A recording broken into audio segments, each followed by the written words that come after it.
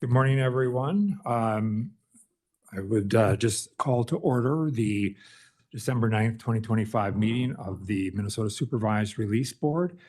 And we will kick that off with first a roll call and of membership.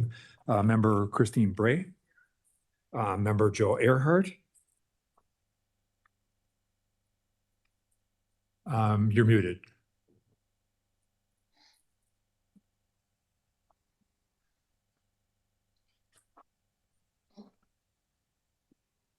Sorry, present.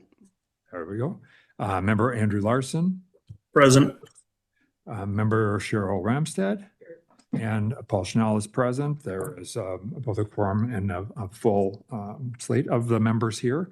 And with that, we will turn to reviews. Thank you. Good morning, everyone. Rebecca Holmes Larson, Executive Officer of Hearings and Release and the Supervised Release Board. We are here today to review Carlos Andre Sessions, who's participating through live stream video from the Minnesota Correctional Facility in Stillwater. Mr. Sessions also has his wife and advocate, Lisa Pedersen, participating today.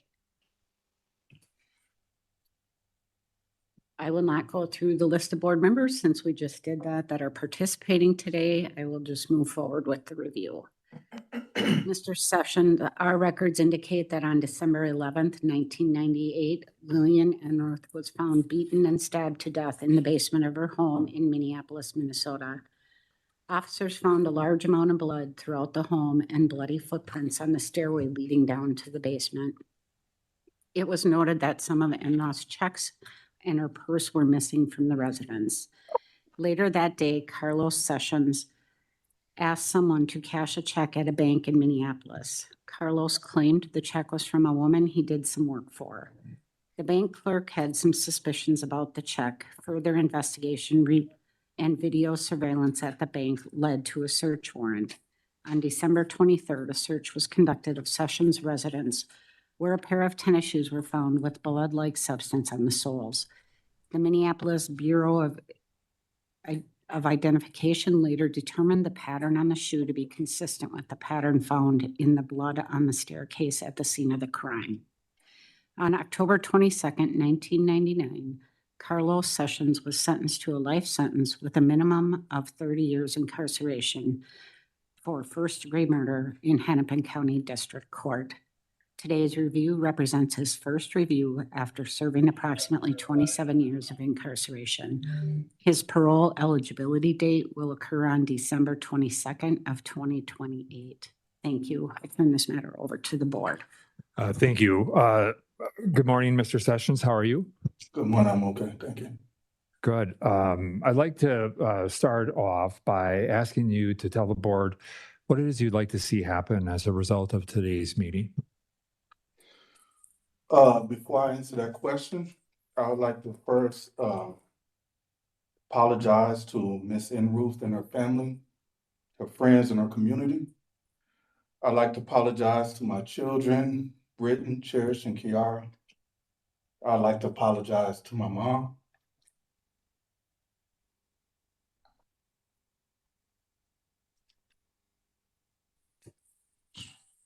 My brother, my sisters. I'd like to apologize to my cousin Kizzy, to her mom Candy. I'd like to apologize to my friends who knew me before this, and my Bella, Fonzo, Wanda, Lisa. I feel if I say anything more would seem to diminish how sorry I feel for my actions. But in answering your question,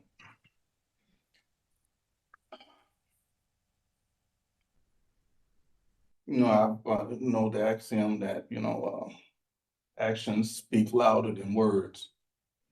And I feel in this hearing, I'm expected to speak to my actions as to why I feel that the board should allow me to transition towards release.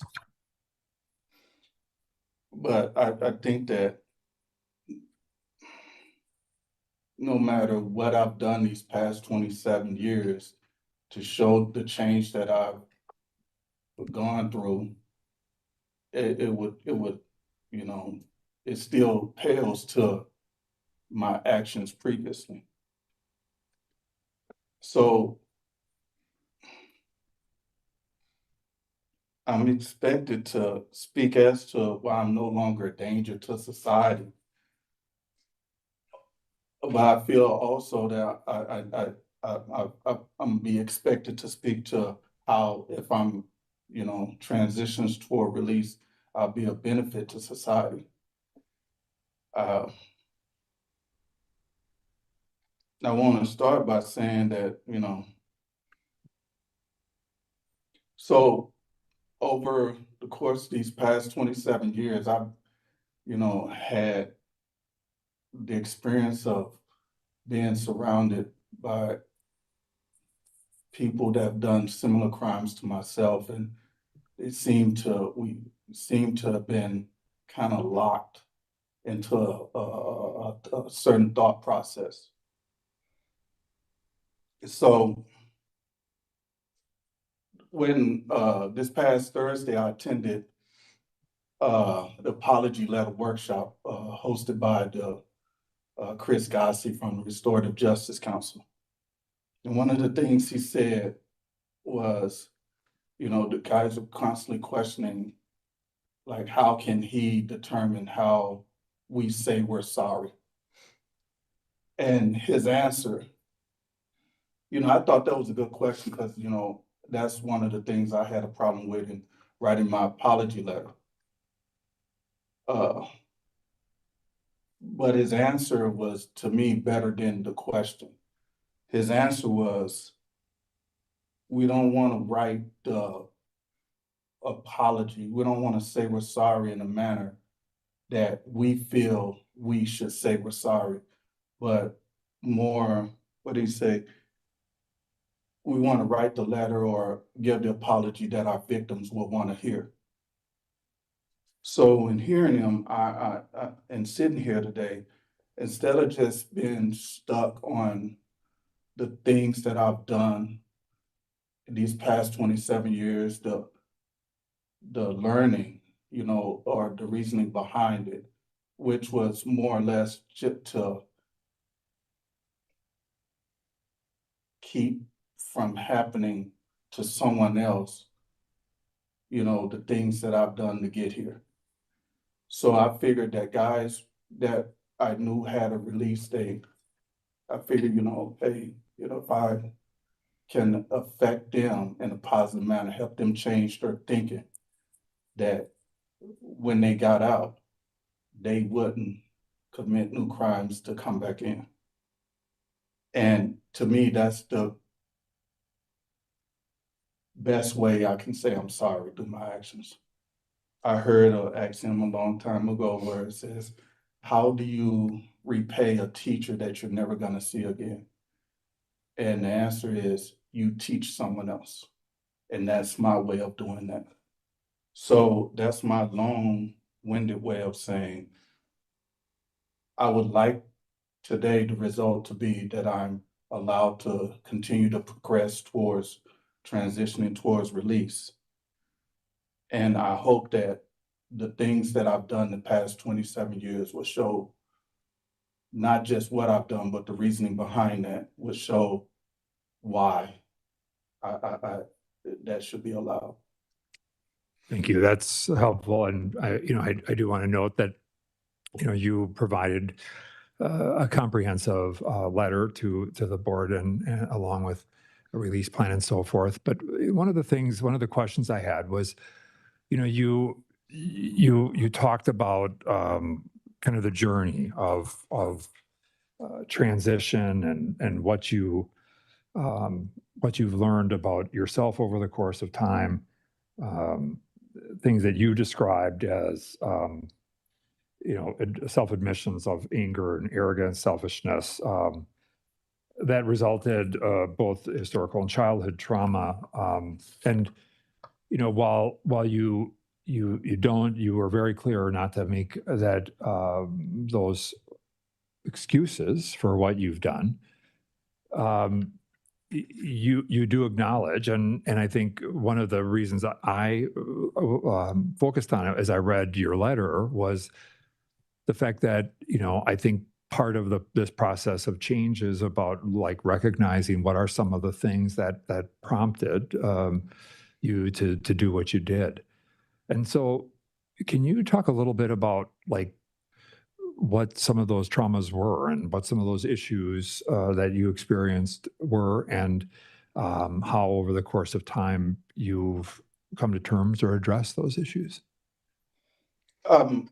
Yes, I'm kind of hesitant to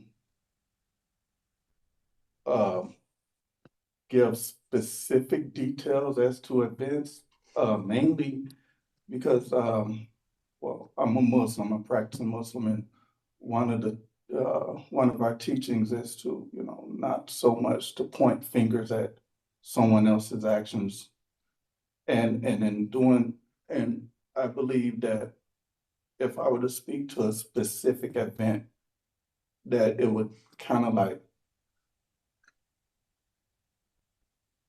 Can you tattletale on. maybe focus on it? I'm thinking about this in the Right. broadest terms, more of the broader terms. Like, I'm not looking for there to be, to detail, specific incidents and so forth, but just as a high level of, what were some of those factors that impacted that anger and that the things that you described? Well, I've worked on trying to get past a lot of the things that I incorrectly learned growing up, like the racism and the problems with authority, and instead of generalizing, my disdain towards authority to everyone in authority because of the actions of a few people in authority. Uh, when when as a kid you're uh constantly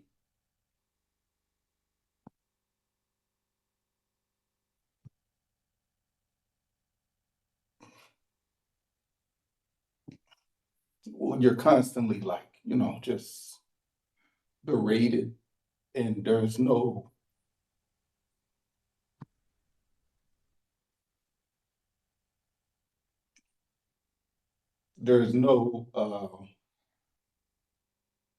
way to understand it beyond the understanding you have as a kid, and the things that you see and the things I've seen and dealt with growing up. Realistically, I just went into a shell, and it was my own understanding from whatever I could read to try and help deal with whatever, and whatever I saw to deal with it. And that led to a lot of wrong assumptions or wrong thinking on how I'm supposed to live my life. So these past 27 years, when I used to joke with my daughter that I'm on vacation. And so during this vacation, I took the time to actually read and study and try and come up out of that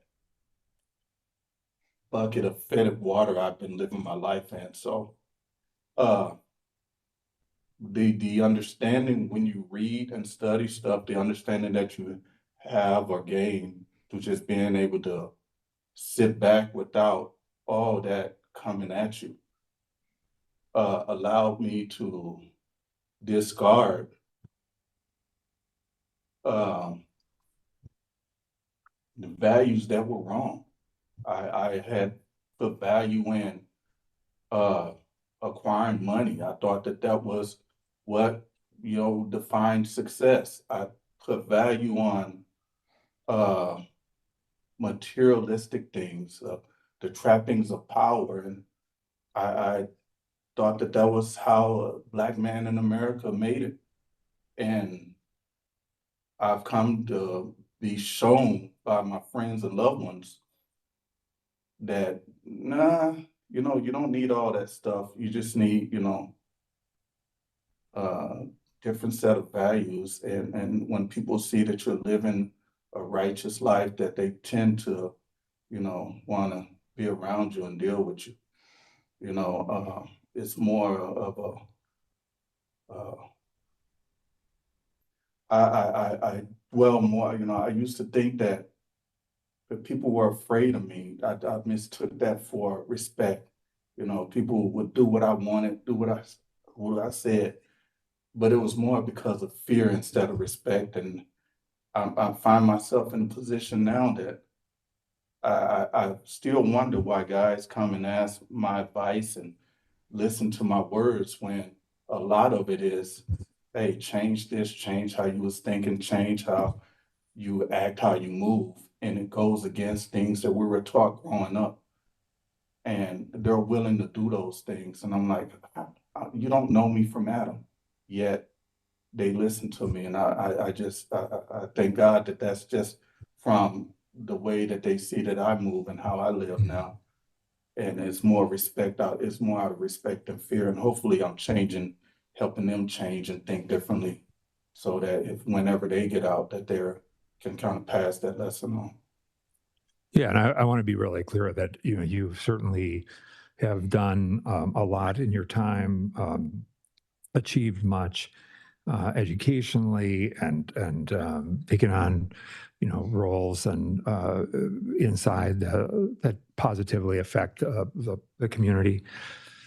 I want to, and I know this is challenging, but and I'm certain in your work, you've spent time thinking about, that whole notion of anger and the way that it plays out as it relates to your offense. And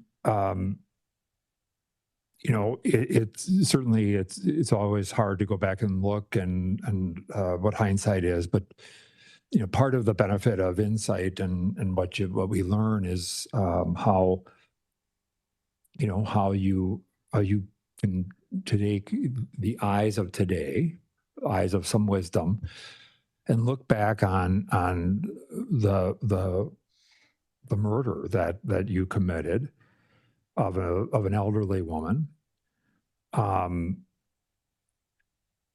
and try to make sense of obviously of the senseless. But as you look back today through the eyes of a mature man and who's learned much, what was happening then, and what were the errors that led to that level of violence perpetrated against a really vulnerable person? I honestly, I've thought about this almost daily. And realistically, there is no, you can't make sense of.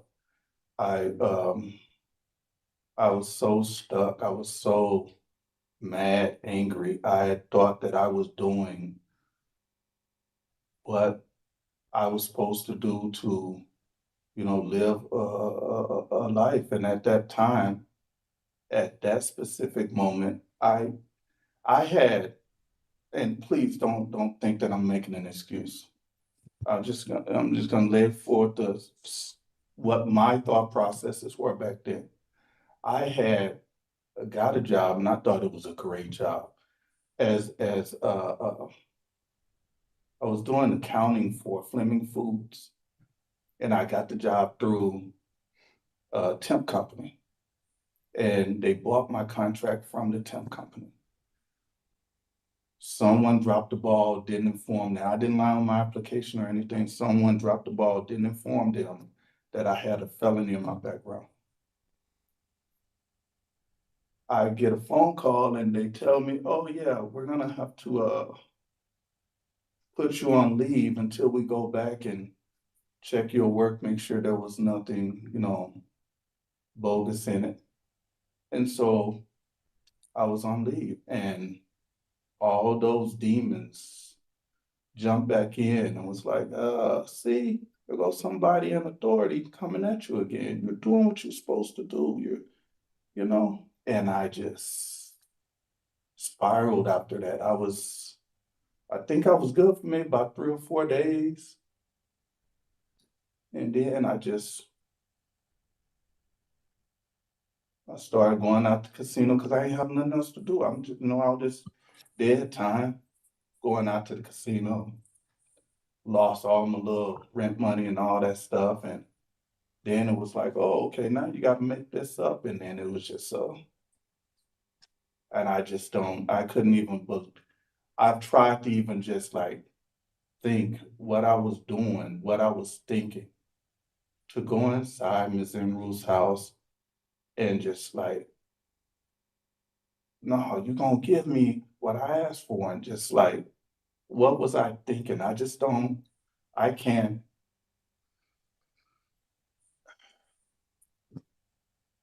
I Did just, she put it's up, did just, she fight? Did she fight with you? I believe that she did. She had to. The way that the injuries were, she had to. Try to defend? Honestly, I couldn't, I just, I can't, in a sober mind, I can't re, I can't construct everything how it went, the time and probably the alcohol and all that stuff, and just that wherever my mind was, I think I was just like in this constant state of just, I'm mad at the world. Because I honestly thought that I was doing what I was supposed to be doing, and then something came at me again. And not knowing how to go and speak out, hey man, I'm thinking this, I need help, not knowing how to do that. So, that's helpful because, I think as we look to what the future is and how do we know and what are the indicators for you that your in your ability to manage disappointment or things and not assume that it is in all instances an attack on you or how describe how you've changed in terms of dealing with those types of issues, these disagreements, disappointment, anger. Well, I can point to at least 2 instances where I've sought out professional help while incarcerated. And the stigma that goes with that, I was like, this ain't about, I don't care what anyone in here thinks of me. One was, I don't know, maybe 2011, 12, 13, somewhere around there. And I've been following the chain of command trying to get my television returned to me because I bought a television and it was, wrong, something was wrong with it. So I returned it to a canteen to get a replacement. And it's about maybe 60, 90 days later, everybody I'm writing still didn't have an answer. And I found myself thinking every time I saw a CO that CO was just like everyone else doing the chain of command that's not answering my kite or that's telling me, oh, you got to talk to this person, this person, this person. And when I realized, and this is from, I was, a CO said something like good morning or whatever, and I just grunted. And I heard the grunt. And I was like, and I saw his reaction to it. And then the next day, later that day, I put in a kite to see psych services. Just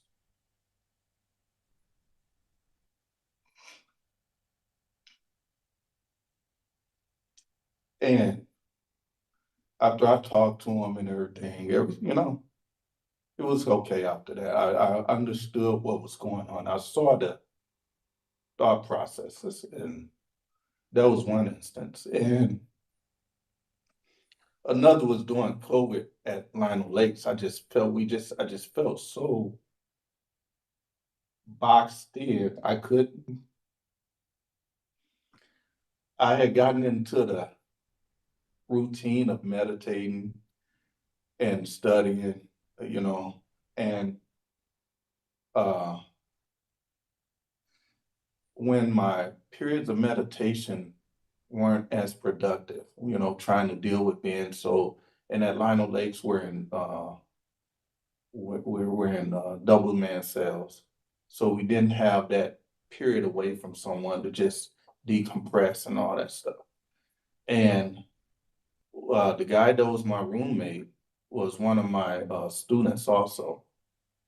So when I found myself not wanting to actually just help him with his schoolwork, just because I was like, I tell anybody, come ask me anything. If I'm just sitting there doing whatever, I'll stop what I'm doing just to help. When I found myself not willing to do that, just wanting to lie in my bed, cover my head, and get rid of all sensory input, I was like, that's something's wrong with that. So I had to reach out to to psych services again, and that was okay. You know, that kind of stuff. So I've realized that you know, I know where the warning signs come up, and I'm like, okay. And I thought, and I believe that it's not enough to know what the warning signs are, but also to act on doing something. Hey, I'm struggling here, you know, and that's just, you know, the things that come up in while I reach out to professional help here. My brother is a great sounding board for me. Um, he holds a position in my life where um, I have to listen. There's a connection there where I just I don't have an option but to sit back and think about what he says, you know. But again, it's about actually speaking. You know, hey, Chris, dog, this is what happened the other day, man. And I was, you know, I'm not all right with that. And you can see he has the ability to kind of see through what's not being said Yeah. and help guide that way. But again, it's about uh I think I learned how to recognize when something isn't right and then have accepted that I need to, hey, ain't nothing wrong with reaching out, you know, as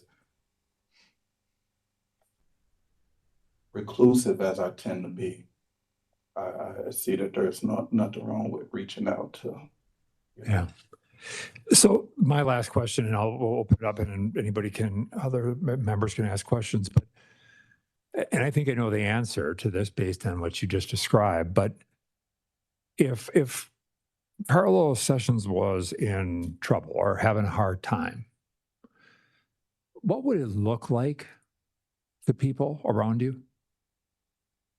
I don't. What do you mean? What would the I mean, people around me? how would people around you know something's not right? How would you be behaving in a way when that happens? Uh, I tend to kind of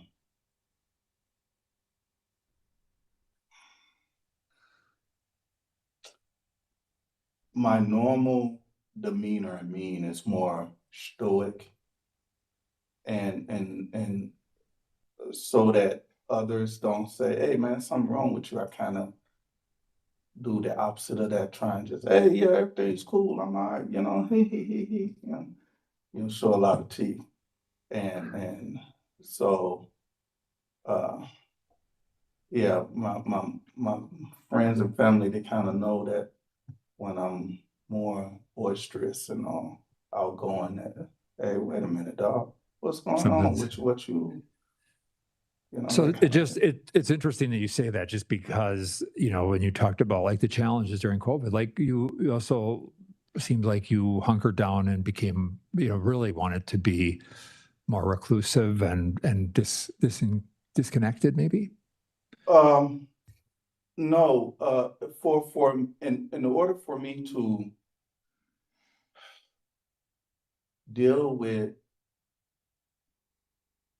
groups, crowds, people, I need that time to kind of like be to myself a little bit, to kind of like exhale, to breathe. And if I don't have that time, I'm trying to find that time. So when I wasn't finding that time, when it was like always, you know, I couldn't like regroup. Mhm. And that was, I think, the difference there. If like now I'm in a single man cell. So when I come in, I just sit there and meditate, you know what I'm saying? And then come out and everything is cool. But I need that time to kind of, sit back and reflect and just, okay, look back at what you did yesterday, what you learned yesterday, look at how your day's been going.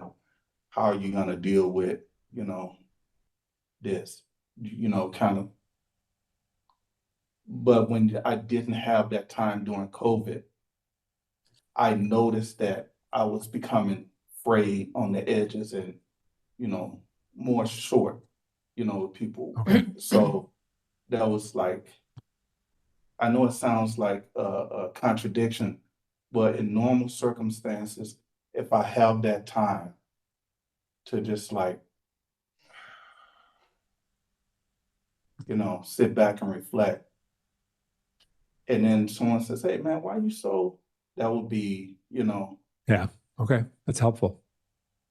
Thank you. And with that, I'll open it up to other board members who have questions for Mr. Sessions.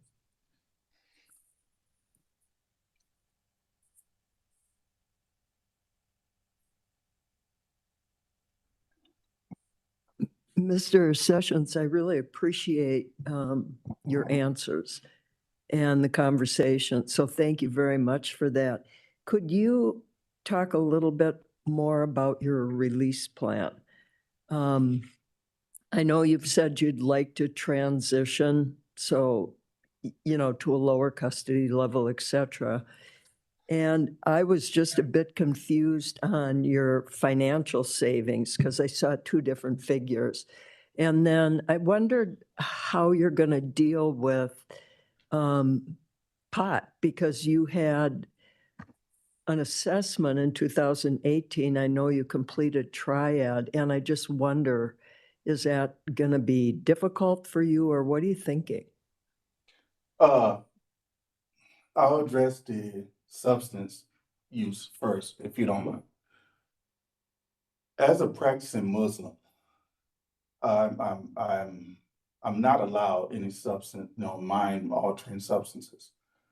Uh, so there's, guys ask all the time, if you get out with, marijuana being legal, you gonna just go back to smoking. I was like, that would be stupid. I've One of the things I have come to appreciate is clarity of mind.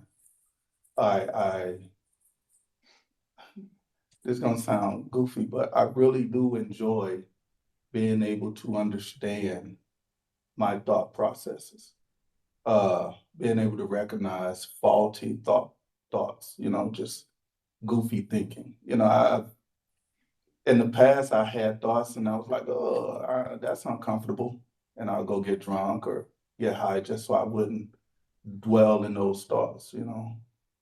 Uh, I've come to realize, there ain't no reason to run from these thoughts. Just they're there for a reason. Maybe they're there for a warning sign or, something of that nature. So it's served me well having a clear mind these past 27 years. I haven't had an instance where there's been violence in past 27 years in an environment where just looking at a person wrong and something can pop off. And that's I attribute that to being clear-minded. I don't think that I would have had that ability to navigate this environment had I been, under the influence. So I don't, yeah, mood altering substances is even smoking cigarettes, and that was to me a harder thing to let go than drinking or, marijuana. So, yeah, and for as my release plan and the savings, my daughter is in charge of my finances, and the last time I asked her about it, she during COVID, when they gave out that stimulus, I say, take this, put in a savings account, a high yield savings account, or invest it. I don't care. If you need it, it's there for you. And the last she told me it was maybe a little over 6,000. I just asked her maybe what was the status of it. But I've gotten in the habit of, saving and then sending whatever's in my savings out to my daughter, just because, I don't need anything up in here. What's the most I need is hygiene and stuff like that. So, Thank you. Any other questions for Mr. Sessions? Mr. Sessions, I have a question. yes. What would be your plan for self-support in the community? Well, besides earning these college degrees, I've also taken up a few trades while here. I went through VT welding. I most recently was got a certification through the print shop up in Moose Lake. And since that's the most recent and the most viable, because of my health, I probably won't be doing any kind of welding or nothing like that. But I'm fairly certain that, I could support myself, my wife, and even help my brother with taking care of my mom, who's elderly, off of the skills that I've acquired these past 27 years. Do you have any specific plan? Well, it's immediately it would be in the print industry, and then transitioning more towards property management, which I've been kind of setting my daughters up with the past 5 years along those routes. I'm limited physically in what I can do. I'm not to, have some back problems and mobility issues. So most of my any jobs I would look for in the printing industry, specifically the supervisor of the print shop up in Moose Lake said that she would write a good recommendation for. And my wife's been looking at printing jobs. There's a printing place close to our house that's always hiring, so I'm always looking in there and hopefully. So I've been Let me ask looking. you one more question. In addition to that, I know that attitude toward authority and being given orders, that type of thing, have historically been a problem for you and have remained a problem for you. What kind of changes or programming or thought processes have you changed in order to prepare for working with your supervising agent, working under the direction of someone in authority, and adjusting in the community Well, without being angry or reactive? right, the main difference is knowing the name of a problem, being able to name a problem. Me knowing, hey, you actually have a problem with people in authority, and asking myself why. Why do I have a problem with people in authority? And instead of just that umbrella people in authority, realizing that it was specific situations with a person, and that person just happened to be someone who was in authority. So it's not the umbrella people in authority, it's not the umbrella authority figures that I had a problem with. I mischaracterized what my problem was, knowing now through a sober mind what my problem was and addressing that. Oh, that was just with that person. And what was it about that that specific situation? Well, How would you handle it if you felt you were deliberately being mistreated and being dealt with unfairly? How would you handle it in the community? I've acquired the tools to look at the specific situation and address my part in that situation. And wait a minute, why is that person speaking or acting that way? Is that valid? And even if it is invalid, how best to, deal with that situation where it's not counterproductive? What's the most productive way to deal with that? And over the past 27 years, I've been in those situations, and as a testament to me having very few write-ups, and I haven't been perfect. There have been some write-ups, but they're, not where it's been. There was one incident where I asked a friend to send me some fantasy football information. He sent it through the letterhead. He worked at the public defender's office at the time.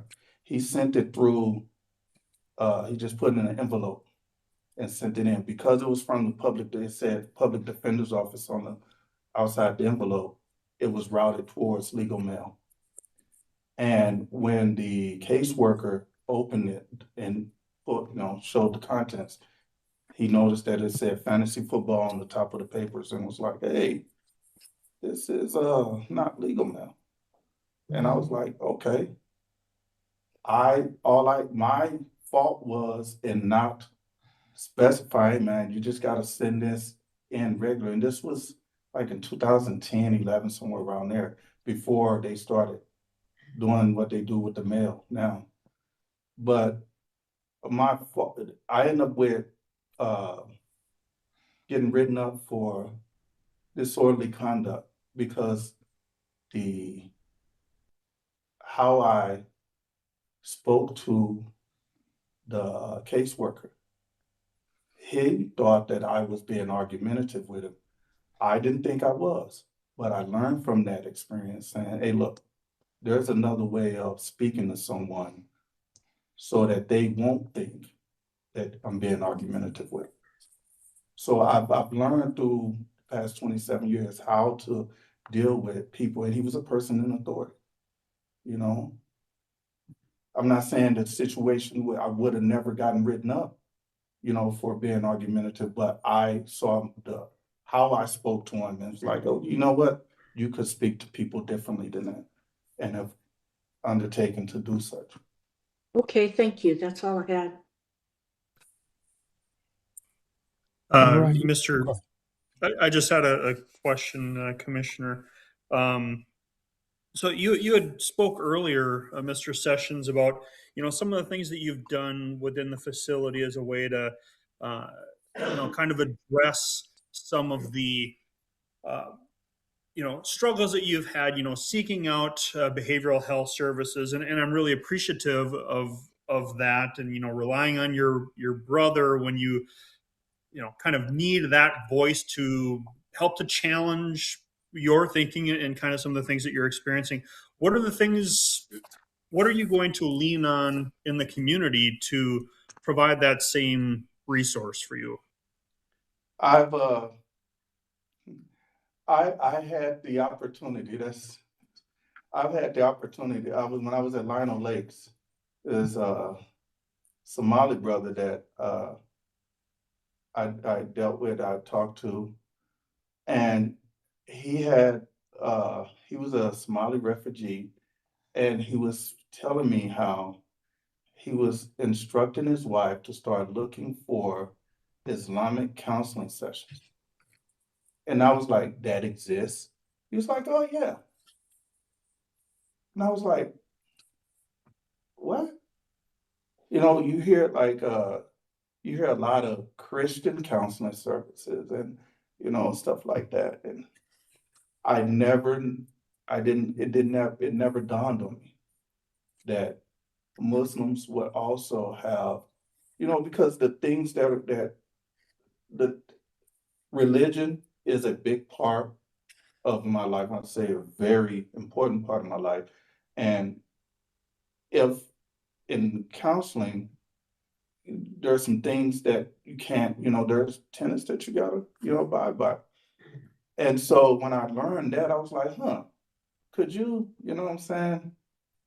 And so there are groups out there that I've researched that uh, provide, counseling to Muslim brothers, to help us deal with our demons and help us deal with, and that to me, that when I found that out, I was like, oh, that's a relief.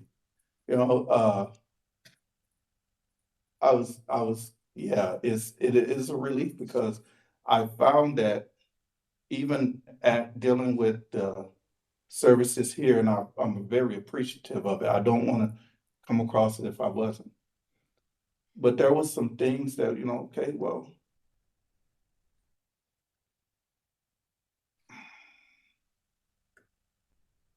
secular treatment only goes so far, I found. So there was this, when there's not the connection to that higher power, it kind of was like, now what?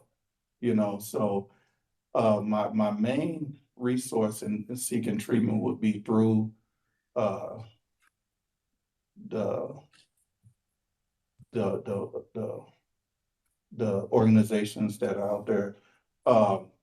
Masjid Nur over North they have some treatment programs, and they're trying to actually when I asked the brothers that come in, the volunteers that come in about it, they were like, yeah, we have that. I said, but they're not associated with DOC.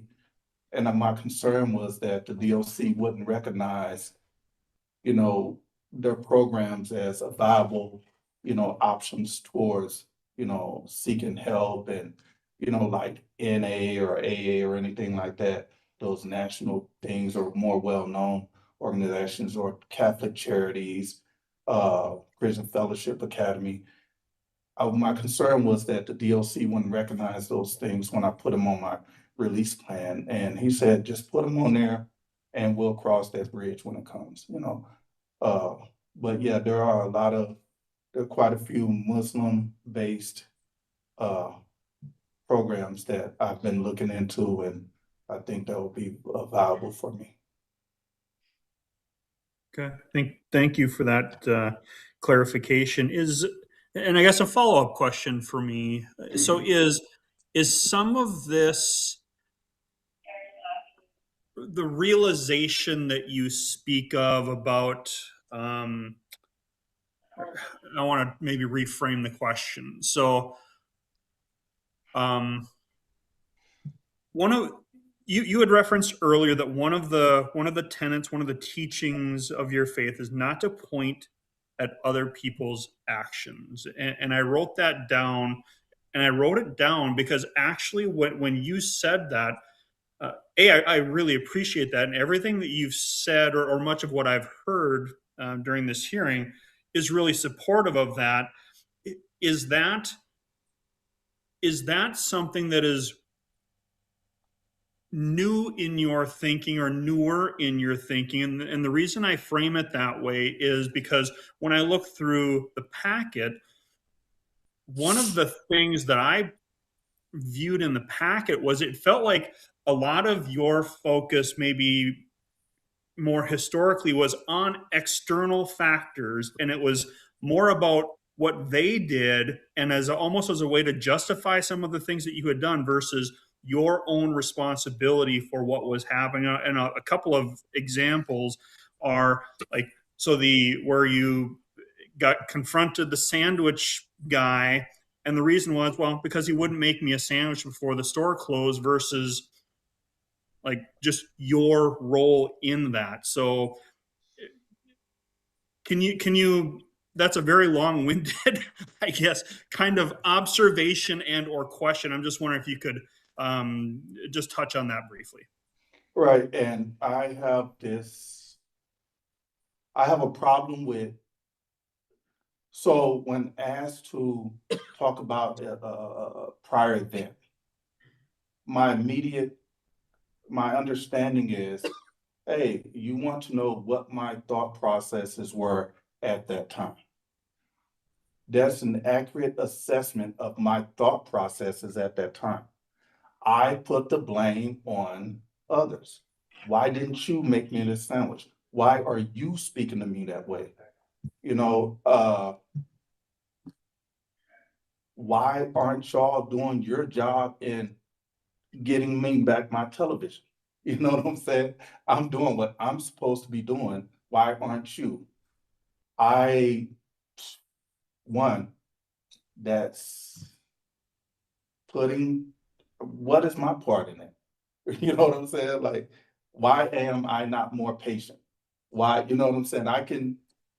If I'm talking about a past event, it's my thought processes back then. I'm talking and juxtaposing to how I'm thinking now, which is, okay, if I were in that guy's shoes and I'm about to close, right? Wouldn't I expect, say, hey man, we know each other from high school. Come on, man, give me a break. You really want to sandwich this late at night? You know what I'm saying? That's probably what he was thinking. So I've learned to kind of, the term is give grace. I've learned to give grace to others' way of thinking and not be selfish in my,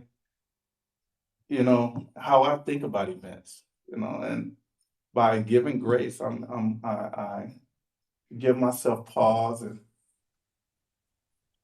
allow myself to exhale and realize that's not that big of a deal. You know what I'm saying? That's not at the end of the day, it's not gonna cause the world to end. Just give a little grace.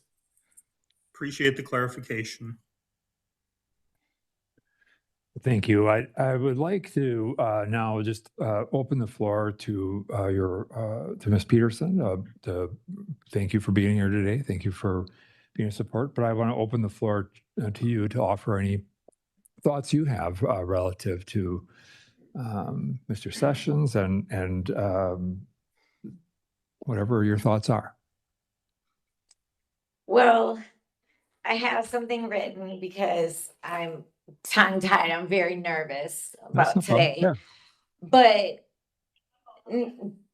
what you've talked about, I think that what you were trying to get at the beginning of the childhood traumas that he had, he doesn't want to talk about, because he feels like this is putting blame on something. But when he was 10 years old, he saw a man murdered in front of him.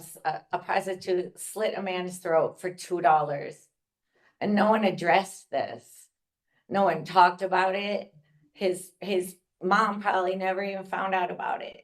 None of the adults made any kind of reaction. And I feel like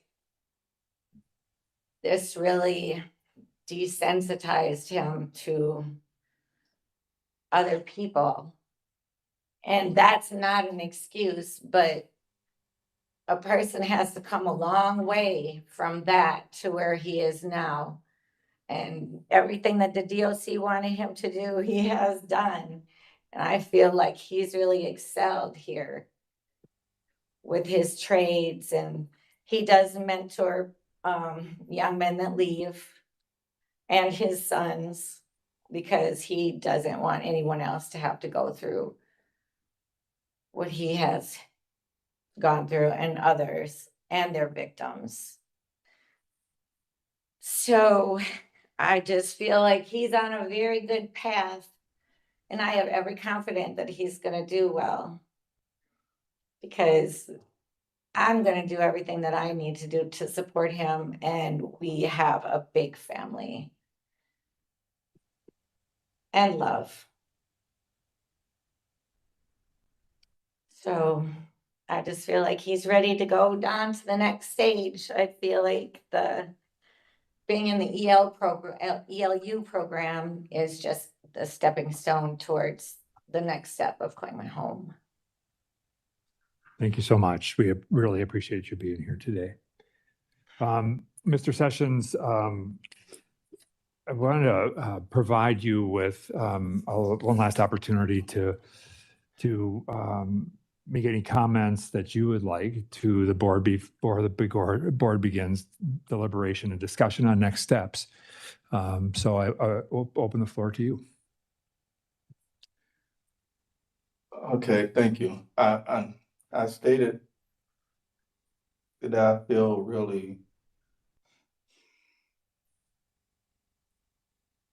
I feel awkward speaking to what I've done, what I've learned in, these past 27 years. I was asked to speak at graduation at Lionel Lakes in 23. And it was about, me earning a bachelor's degree and earning a degree and all of that. And I was hard pressed to write something because I kind of don't like the limelight. I feel bogus for speaking to achievements that I like my wife said, I really have excelled, and I really feel bad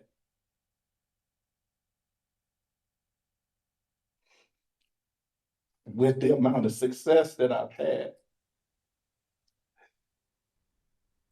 thinking that had I not done what I did, I wouldn't have that success.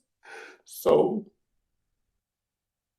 it's kind of like I've succeeded after doing such, a horrible thing. And how can I speak to that success and expect, like, oh, well, I've done this, done this, done this. But so it is what it is. So here, I hope this is understandable. Says, I know who I am. In discovery of who I am, I realized I've learned drug and alcohol use was so I could cope. And like I could live with my actions, which were contrary to what I learned in the home.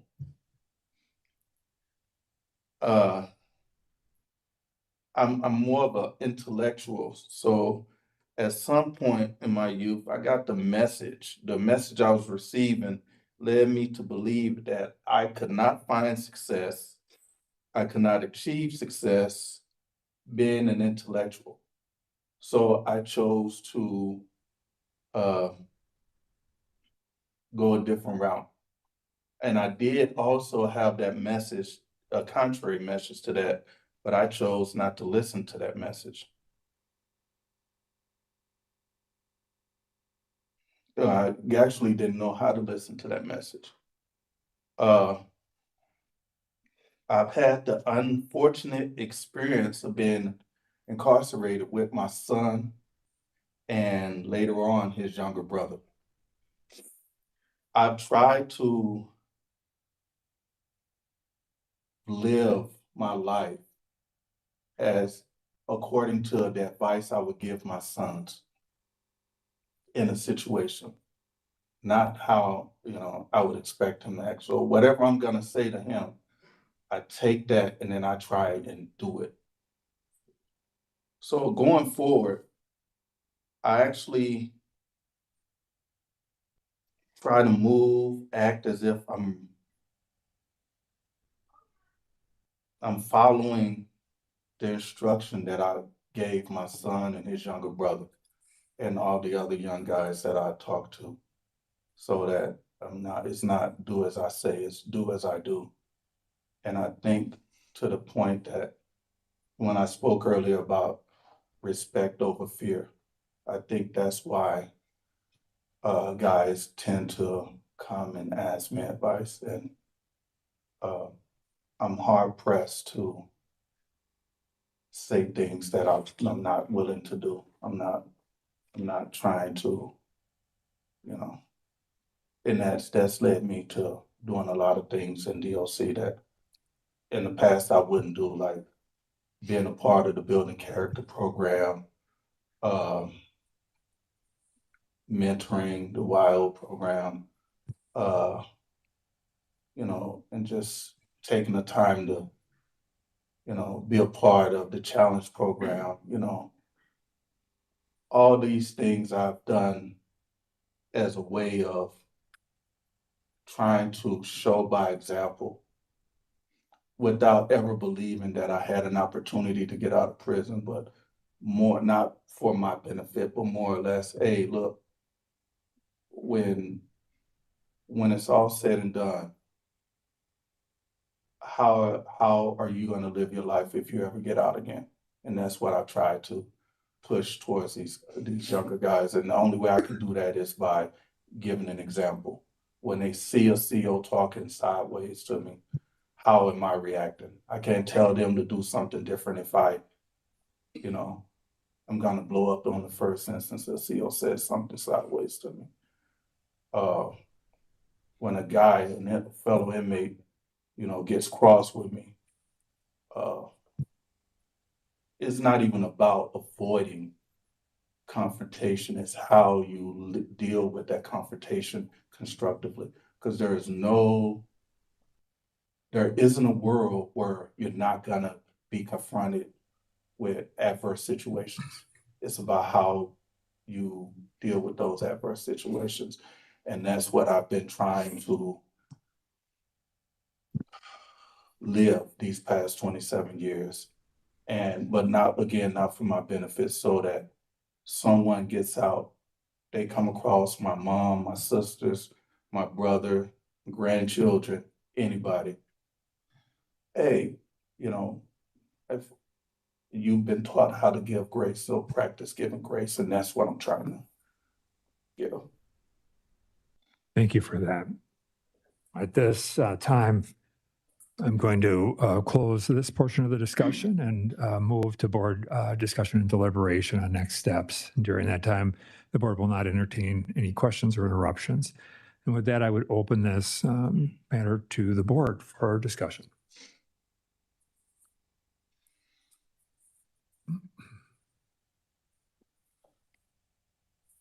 Well, I think he's done a really good job and is very articulate. I guess the only concern I have, and it's down the road, is he's done a great job of remaining sober in prison, but moving to a pot farm might be just fine given his religious beliefs. But it's a little risky, and I probably at some point like to see how he's going to mitigate that risk, if in fact it is one. I'd like to see him have a more fully developed release plan in terms of employment. And also would be very concerned about him moving to a place that grows pot despite any religious beliefs. I think that someone who has a history may know it's wrong, but it would be too much of a temptation for some people. And it's not reasonable to put him in that situation. I believe he needs more time to work on those issues and on, I don't know if he took anger management, anything like that, but something that would help him control his emotions under all circumstances, not let them get out of hand. It sounds like he has a long history of that.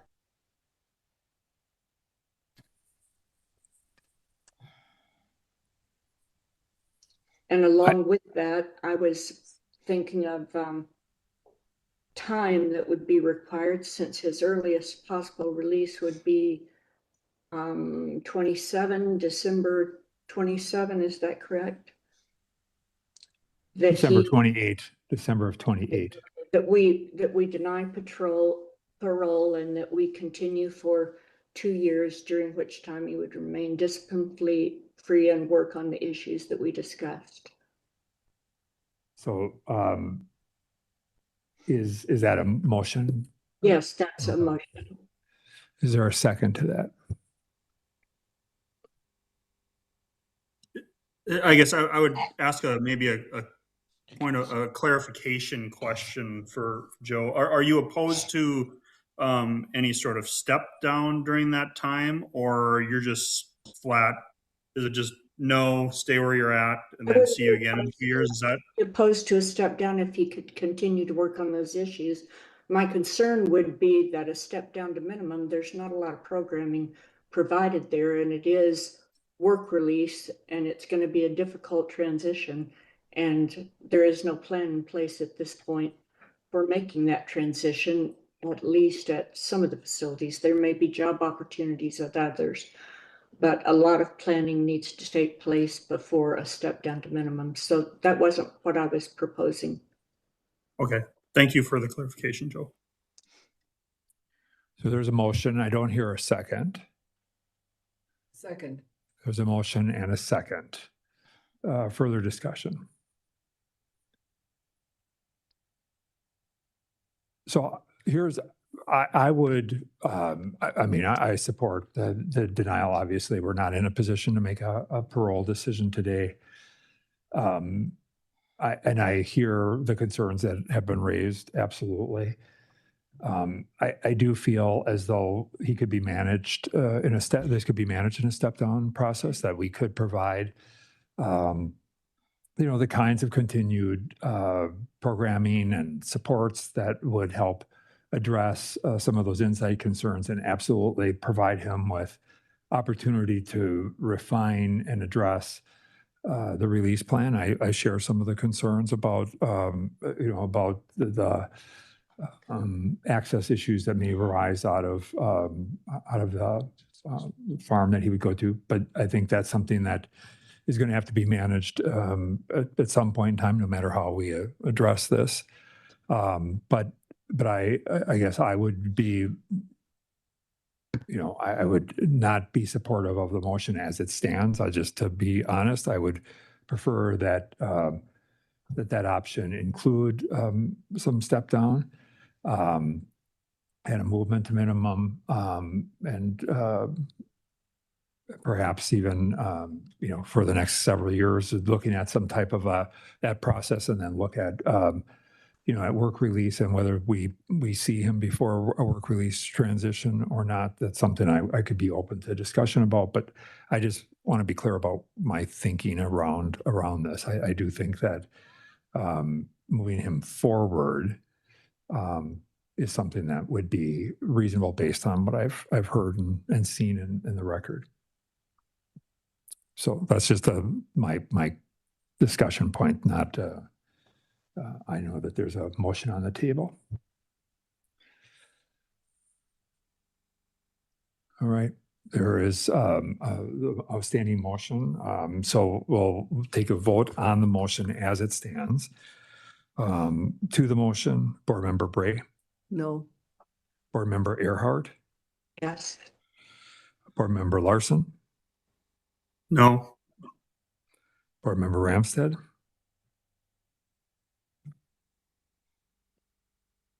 No. and Schnell votes no. So the motion does not prevail. I'll try and launch one here to see how that goes. And again, I'm open to things that people may want to do by way of friendly amendments, but I would move a denial of parole, a continuance for 3 years, and allowing step down to minimum to occur in some reasonable time frame, and let's just say that's the next several months, and that he would remain in a minimum up to December of 2027.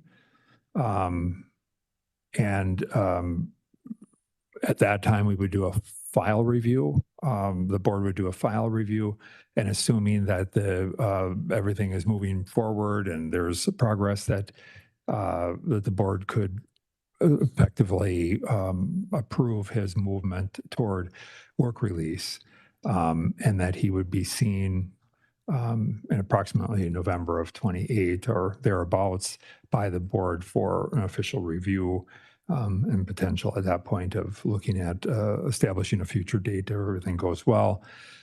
Conditioned upon that is the programming that has been discussed, a continued refinement of his work release plan, and continuing to address the issues around a regulation of anger or emotion, even though it seems like there's been considerable progress on that front over the course of time, but to continue to refine that and develop his plan, and to be in an environment where we can further safely test his progress and ability to manage additional freedoms.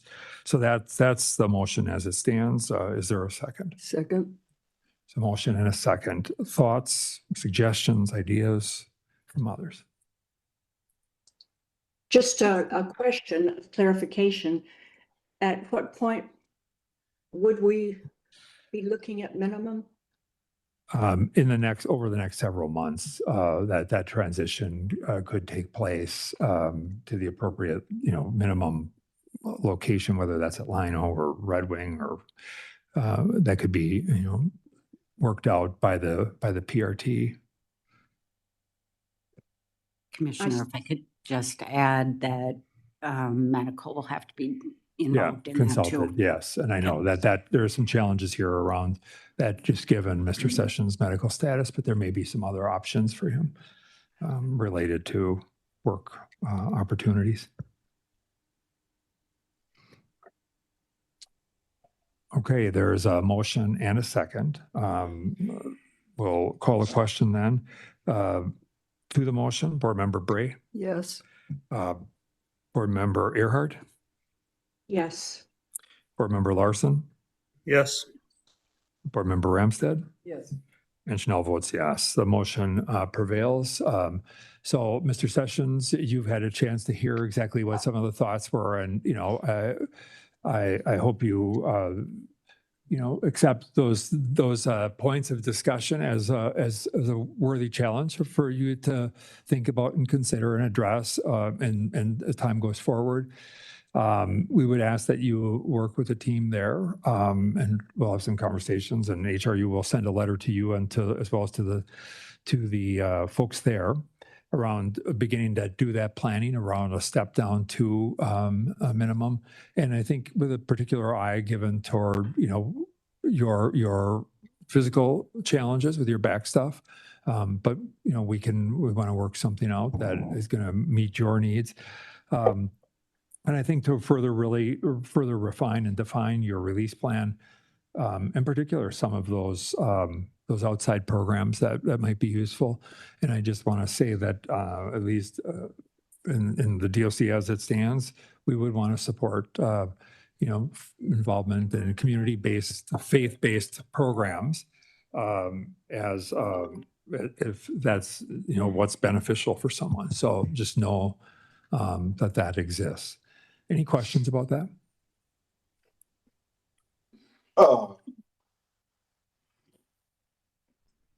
And I think this may be answered from the review team here, but currently I'm housed in ELU. Yeah. And my understanding is ELU is would kind of serve as a minimum placement. Would that be on the table for me also? Yeah, I think that is an option, just given if medically that may be a better option. So certainly, and I think there is some options around that, and we can talk about what other things could be built into that, given the fact that the ELU at Stillwater is pretty unique and pretty new, as you're well aware, and yet has been quite successful. There were some legislators just yesterday, and so it was looking at what's happening there, and I think to a person, people felt quite good about what's going on there, and I think that's also a testament to the fact that people who are living there are really defining the kind of environment they want to be and community they want to be a part of, and so yeah, that's on the table as well. All right, thank you. All right. Thank you, sir. You did a good job today. So hope you can feel good about that. Thank you All very right. much. All right. Thanks. Take care and good luck to you. All right, thanks.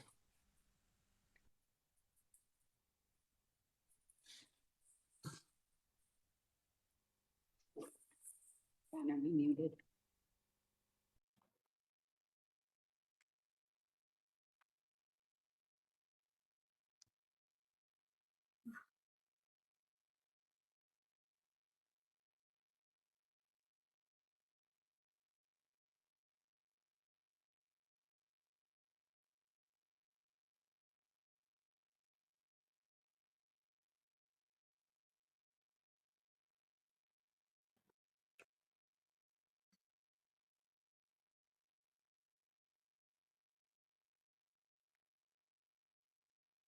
Commissioner. So just for people who may be monitoring on the outside, we're going to take a couple minute break here just to let people do what they need to do, and we'll come back online in a few minutes.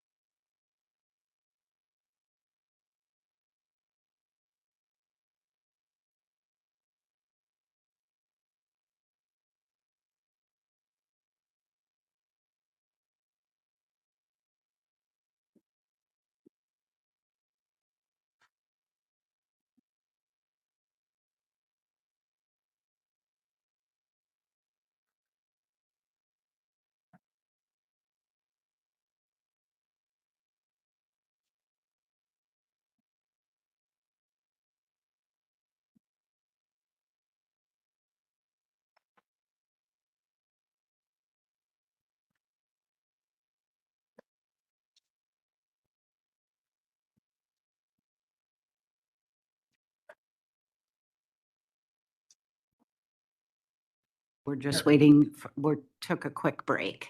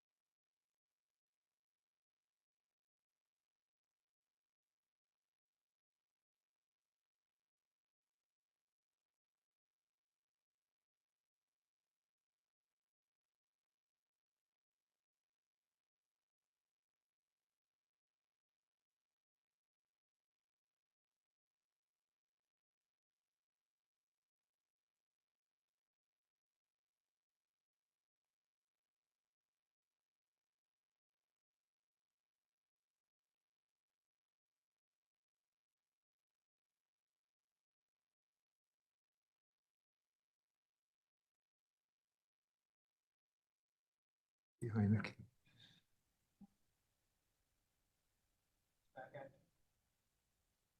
All right.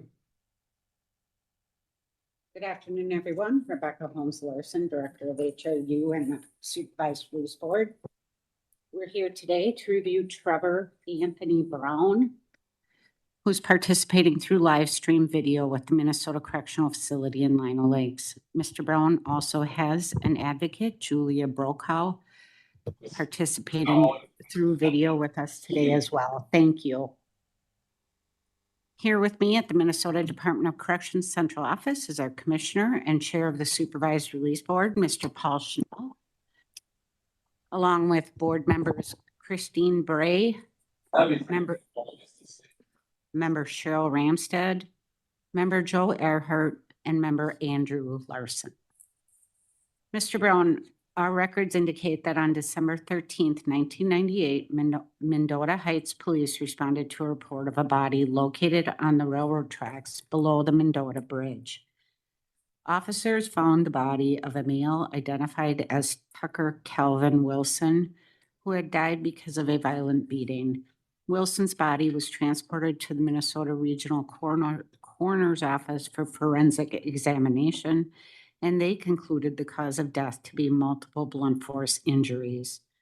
It was found that Trevor Brown and a co-defendant beat the victim in an attempt to commit aggravated robbery. Both men punched the victim until he fell to the ground, and then they both kicked him. A witness observed that Trevor Brown was jumping up and down on the victim's head and neck area even after his co-defendant had disengaged. The witness reported the beating lasted for approximately 30 minutes. Both men left the victim for dead and did not make any attempt to call for help. The victim's wallet, pager, and cell phone were taken from him. On October 21st, 1999, Trevor Anthony Brown was sentenced to a life sentence in Dakota County District Court. This sentence was later vacated, and on February 28th of 2006, Trevor Anthony was resentenced and received a life sentence to serve a minimum of 30 years for first-degree murder. Today's review represents his first review by the board after serving approximately 27 years of incarceration. His parole eligibility date will occur on December 17th of 2028. Thank you. Turn this matter over to the board. Commissioner. Good afternoon, Mr. Brown. How are you today? I'm good. Thank you, Commissioner. It's nice to see you again. We missed you at our annual Life Free event this past summer here at Lino. We always appreciate, when you come out and spend time with us and share insight regarding these hearings. It helps to alleviate some of the anxiety around these events. I spoke with Tom Lundquist at Mission 2911. He said that you were able to make it out to the PFA weekend breakfast, and everyone was honored to have you as well. Well, thank you for that. I'd like to just start off by asking you to tell the board what it is you'd like to see happen as a result of today's meeting and any other thoughts that you have about this. So I've prepared some remarks, both Okay. some opening and closing remarks that I would like to deliver before this board convenes to deliberations.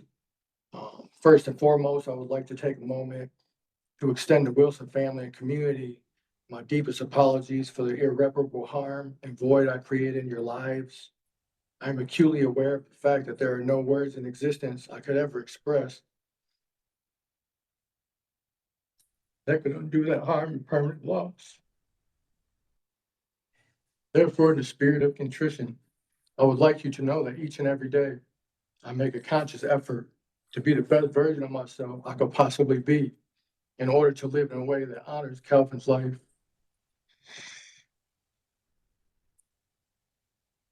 Furthermore, at the sentencing phase of my 1999 trial and your victim impact statement, I distinctly remember you saying you love me, forgive me, and hope I can live a life that's a testament to others.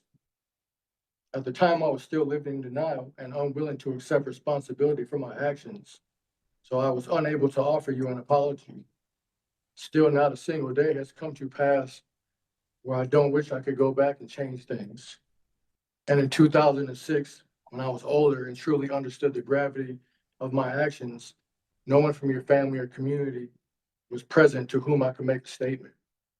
But today, I sincerely hope you are able to find I have honored your request and are confident I will continue to do so for the remainder of my life. I would also like to apologize to all those who were directly harmed by the far-reaching ripple effects of my actions that December night, 1998, and for the person I was in general back then.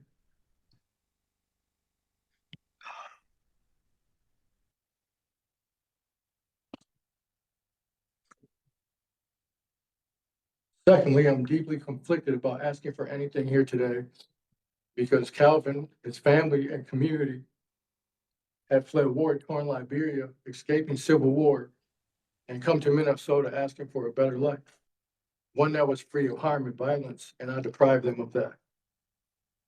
However, despite the absolutely senseless and brutal murder and robbery I committed on December 12, 1998, they had shown me love, grace, and offered me forgiveness, only asking that I transform my life in such a way that it would become a testament to others.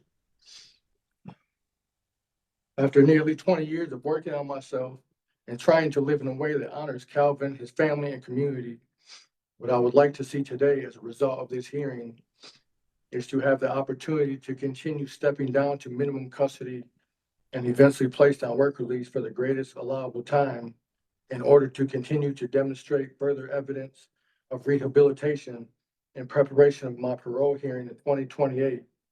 Save more money in the event this board ultimately finds me suitable for release, and continue to take advantage of opportunities that allow me to honor Calvin, the Wilson family, and the Liberian community I harmed within the framework and conditions that the privilege of minimum custody and work release offer. Thank you for that. Can you talk a little bit about what the most influential or what were the biggest points of change for you? And what programs, in which you have done many, were most influential in terms of your change and transformation? Well, initially, it began with a decision I had made after I had been convicted again in 2006. I was just so tired of living with the shame and the guilt that I had felt. And I wanted to do something to honor the Wilson family and to honor Calvin's memory and to show respect for his life that I had taken from him.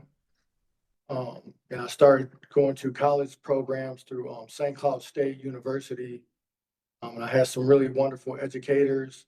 And I began to, examine how I had gotten to a place in my life where I was able to commit such a heinous crime.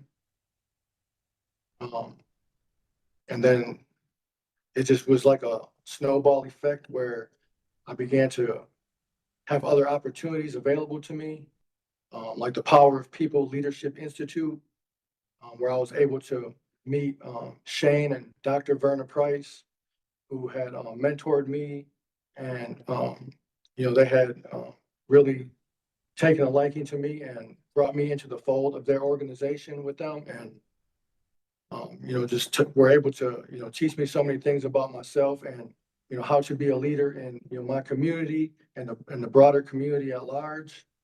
And then the PFA program that I had taken here recently at Lino Lakes, where I learned about the 6 core values of good citizenship. It kind of like coalesced all the other skills and knowledge and values that I had learned over the past 20 years of trying to work on myself.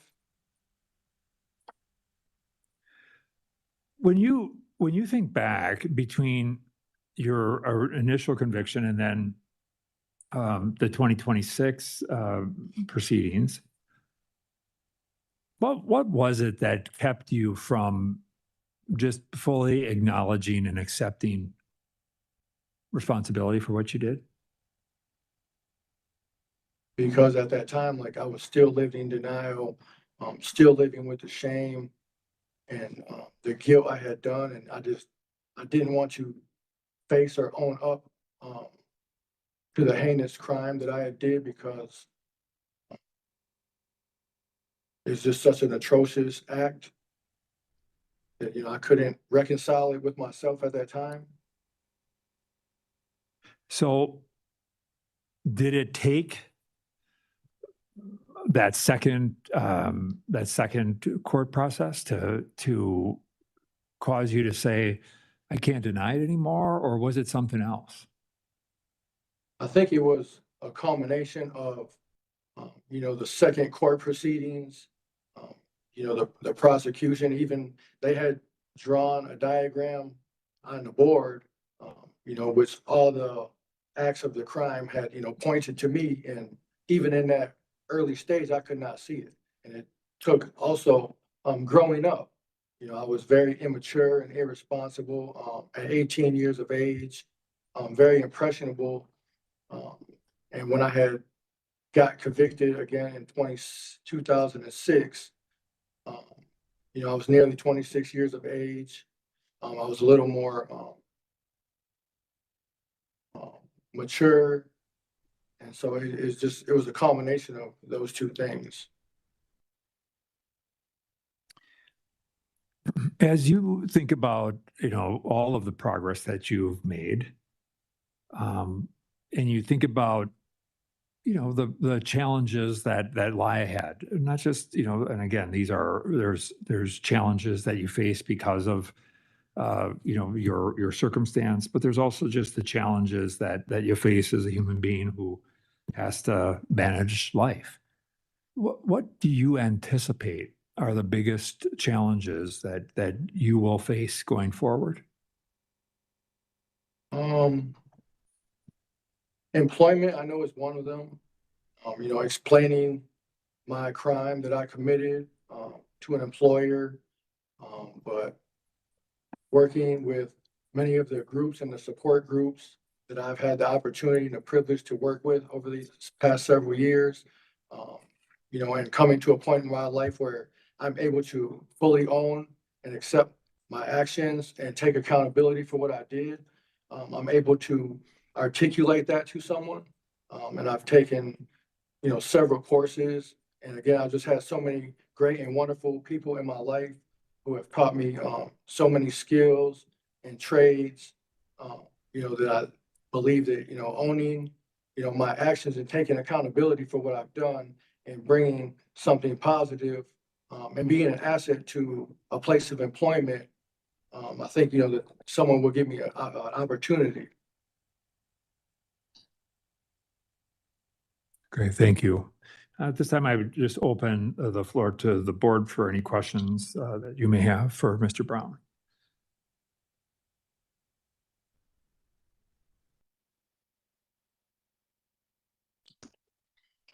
Mr. Brown, it looks like you have a well-developed release plan. What is your initial plan for finding work if you were in the community? My initial plan would be to step through the step down process to find employment through the bridge program, which would give me greater access to resources, like hands-on resources to help me build out a more up-to-date resume, to help me to do more sophisticated employment search that is related to my skills that I have developed over the past 20 years, and doing like mock interviews. So they have the staff there that would help me to move, toward that process in a more efficient and successful manner. Thank you. What do you see as being your biggest challenge for the future? One of the biggest challenges I think is just trying to navigate, technology, trying to, just be independent. I was a kid when I had come to prison.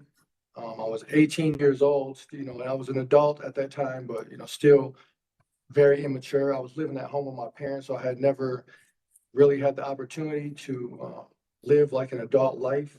And so going through like the step down process to a halfway house, and transitioning to a halfway house where I still have the support to begin looking for, an apartment of my own.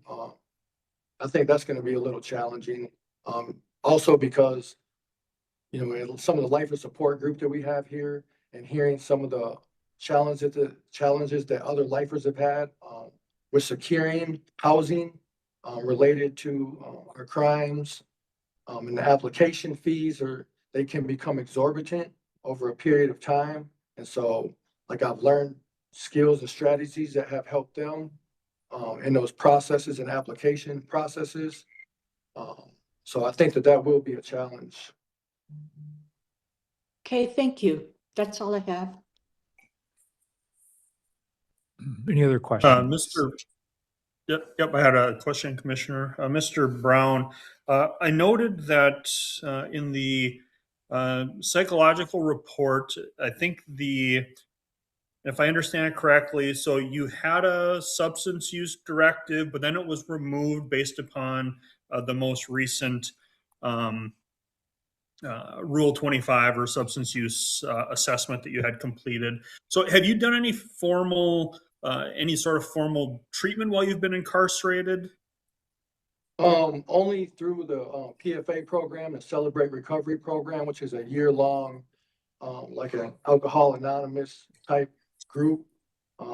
And after successfully completing that over the course of the year, which I am also continue to be involved with even after graduating to PFA, it's something that I enjoy, to have that camaraderie and fellowship, and something, because there's like a collective wisdom there.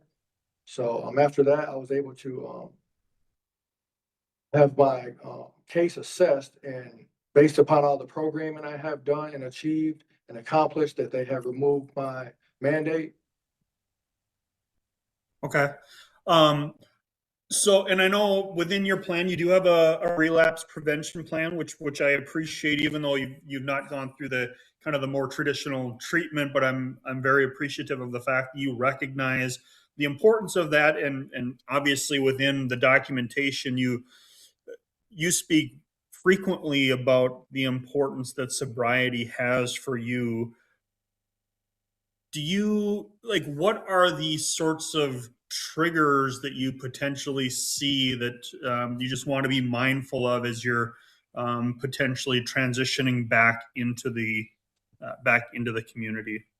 Well, one is, just to maintain a pro-social support group that I have, worked hard to build over the past several years after I have, tried to transform my life. Again, I just have so many wonderful people in my life, people that have, loved and cared for me. And so, like, that's such a critical thing for me to have these pro-social supports in my life, people that I can talk to and, lean on in moments where I'm struggling. you know, that's like one of the just biggest things for me, like right there. Are there situational, um, are there situational things that you could envision that would be a risk factor for you in the future? Maybe potentially, like say for instance, if I was like at a place of employment and they had an event and people are socially drinking, um, you know, like sobriety is like a value of mine now. And also I have developed now a medical condition that kind of precludes me from drinking because it'll exacerbate my condition. Um, but I think, you know, situations like that, and have learned how to set like strong and hard boundaries with people. So like drinking and using substance is not a part of my life or my value system or who I am today. And so it's easy for me to say no. Like I have had the opportunity here in prison to use substances, to drink, to, you know, use narcotics. And it's just not something that aligns with my values and who I am today. Okay. All right. Well, I appreciate that, and I just want to commend you on the work that you've done. The development of your release plan was really very thorough, very thoughtful, and yeah, I'm appreciative of your of the work that you've put in. Thank you. Mr. Brown, I'm just curious, you applied to the Minnesota Board of Pardons in 2021. On what basis? Well, a friend of mine had brought that process to my attention. And I had looked at the application, and one of the criteria was for total rehabilitation. So I had checked that box because I felt at the time that I had, you know, taken accountability for my actions, and that I had been rehabilitated through, you know, almost 2 decades of positive programming. Um, and so I had taken it upon myself then to apply.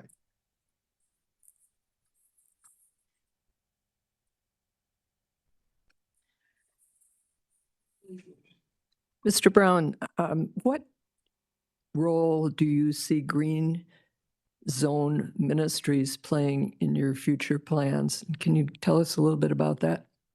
Well, eventually, I would like to be able to build Green Zone Ministries into a, you know, full organization where I would be able to be self-employed through that within a 5 to 10 year time frame potentially, where I can give back and help people who are similarly situated as myself and try to help people to not make the same mistakes that I had made early in my life. What is it and where does it now stand? Well, I had built a website which I had lapsed earlier this year, probably around January, February.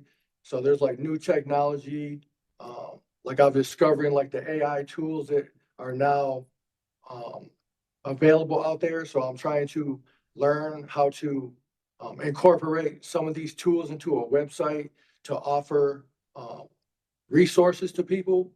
Like one of the things that I would like to be able to do is to have like a search field where people can find resources to transition to develop release plans, viable release plans for themselves. You know, and be able to do that within, you know, the broader United States, not just in Minnesota. You know, I think that the technology exists. It's just whether it's cost effective for me right now to be able to, you know, do that because it's kind of prohibitively expensive right now for me.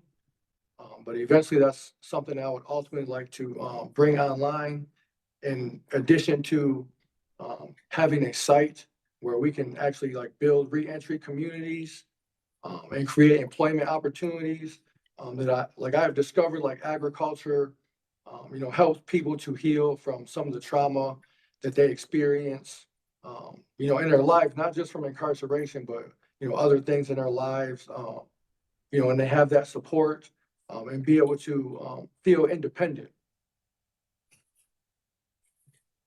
Thank you, Mr. Brown. You know, I just have one more question. You had some discipline in 2017 and 2018, and then 3 years later, you applied for the commutation. And would you talk about the discipline a little bit, this incident in 2017 and then the incident in 2018? So in 2017, I believe that was a disorderly conduct incident. I was at Rush City, and there had been an increase in violence in the facility and an increase in staff assaults. And it was like a Friday afternoon, and we were funneling out of work, you know, probably like 3:30 maybe, and there's about 300 people, and we're funneling out into the walkway. And the case manager from the unit that I had lived in, she was going home on the weekend, and she had stated that, you know, she thought I stepped in her line of walking to intimidate her, but, you know, I was just funneling out into the walkway. There was a squad sergeant right there, and when she approached me, she said that she had to write me up. And at the time, I thought she was joking, and the squad sergeant was there. And he kind of laughed too. And then I think it was approximately about 2 weeks later, I was called to discipline. And the discipline hearing officer had stated that he had written like a deal for me. He said that he would not, you know, side with me over a staff member, and that he had made an offer of, I think it was 10 days restricted seg over my head for, I think 120 days. And so at that point in my life, I did not have any issues or disciplinary issues. And so I signed for the deal.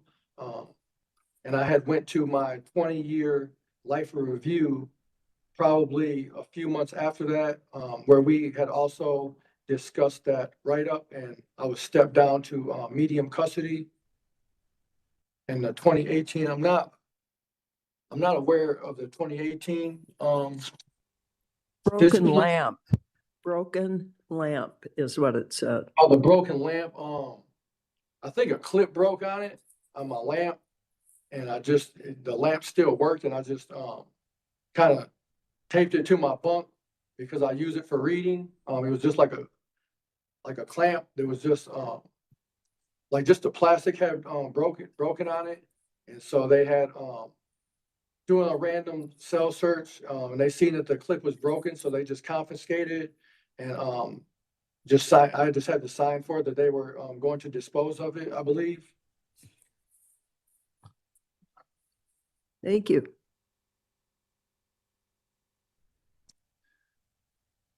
Okay, I want to open the floor to Ms. Brokaw. Ms. Brokaw, thank you so much for being here today and providing support. I want to just open the floor to you to provide your thoughts regarding the changes that you're aware of, and Mr. Brown over time, and any of other thoughts that you may wish to share with the board.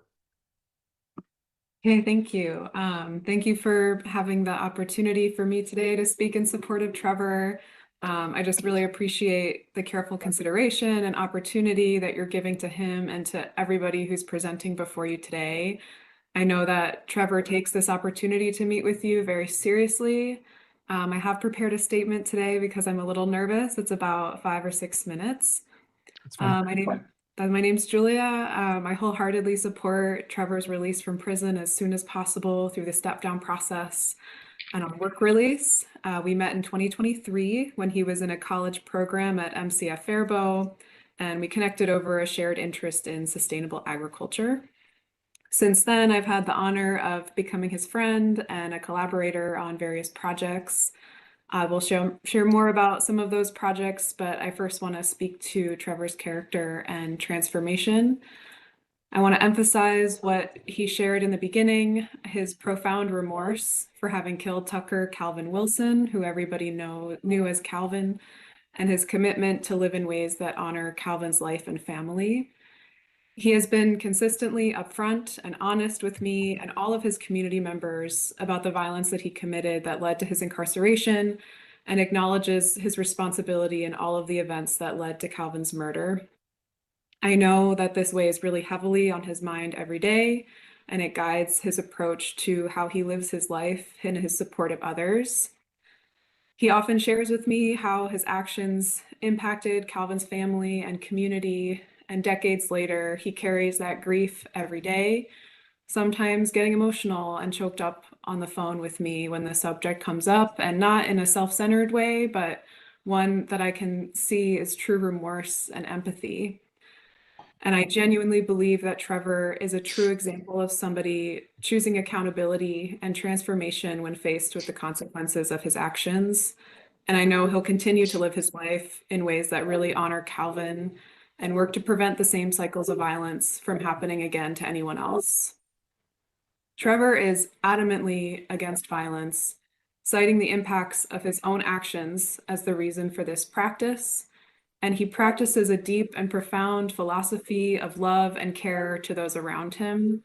He really lives his life in service of other people, from official roles within the DOC to just the ways that he shows up in friendship and relationship and community. In his current role at MCF Lino Lakes, he mentors his peers who struggle with mental health struggles and really supports them to be leaders and transformative thinkers and build their confidence. The people he mentors are truly very lucky to have such a kind and patient and supportive person in their lives. Trevor's commitment to accountability, repair, and healing is embedded in how he shows up in almost everything he does. One example is he was a participant and collaborator in a community garden project this past year called the Just Us Gardens in North Minneapolis. This features 10 garden beds that were designed by incarcerated individuals. And Trevor was one of the first people that I asked to be a part of this project because I know how much intention and thoughtfulness he brings to every initiative that he's a part of. Emblematic of this, his garden bed was designed so it spelled the word life in capital letters with purple flowers. He also created a really colorful sign for the garden bed that offers the question, "What does life mean to you?" and surrounded it with words like family, hope, and purpose. And I think it's a testament to the ways he's always thinking deeply about life, the meaning of life, the beauty of life, and the loss of life. His garden bed drew people in, and many have named the deeply profound impact of his garden bed in how it offers reflection and healing. Trevor was also a really powerful guest speaker for a couple of events related to the garden, reaching over 100 people, speaking on the importance of community, healing, and being united with each other.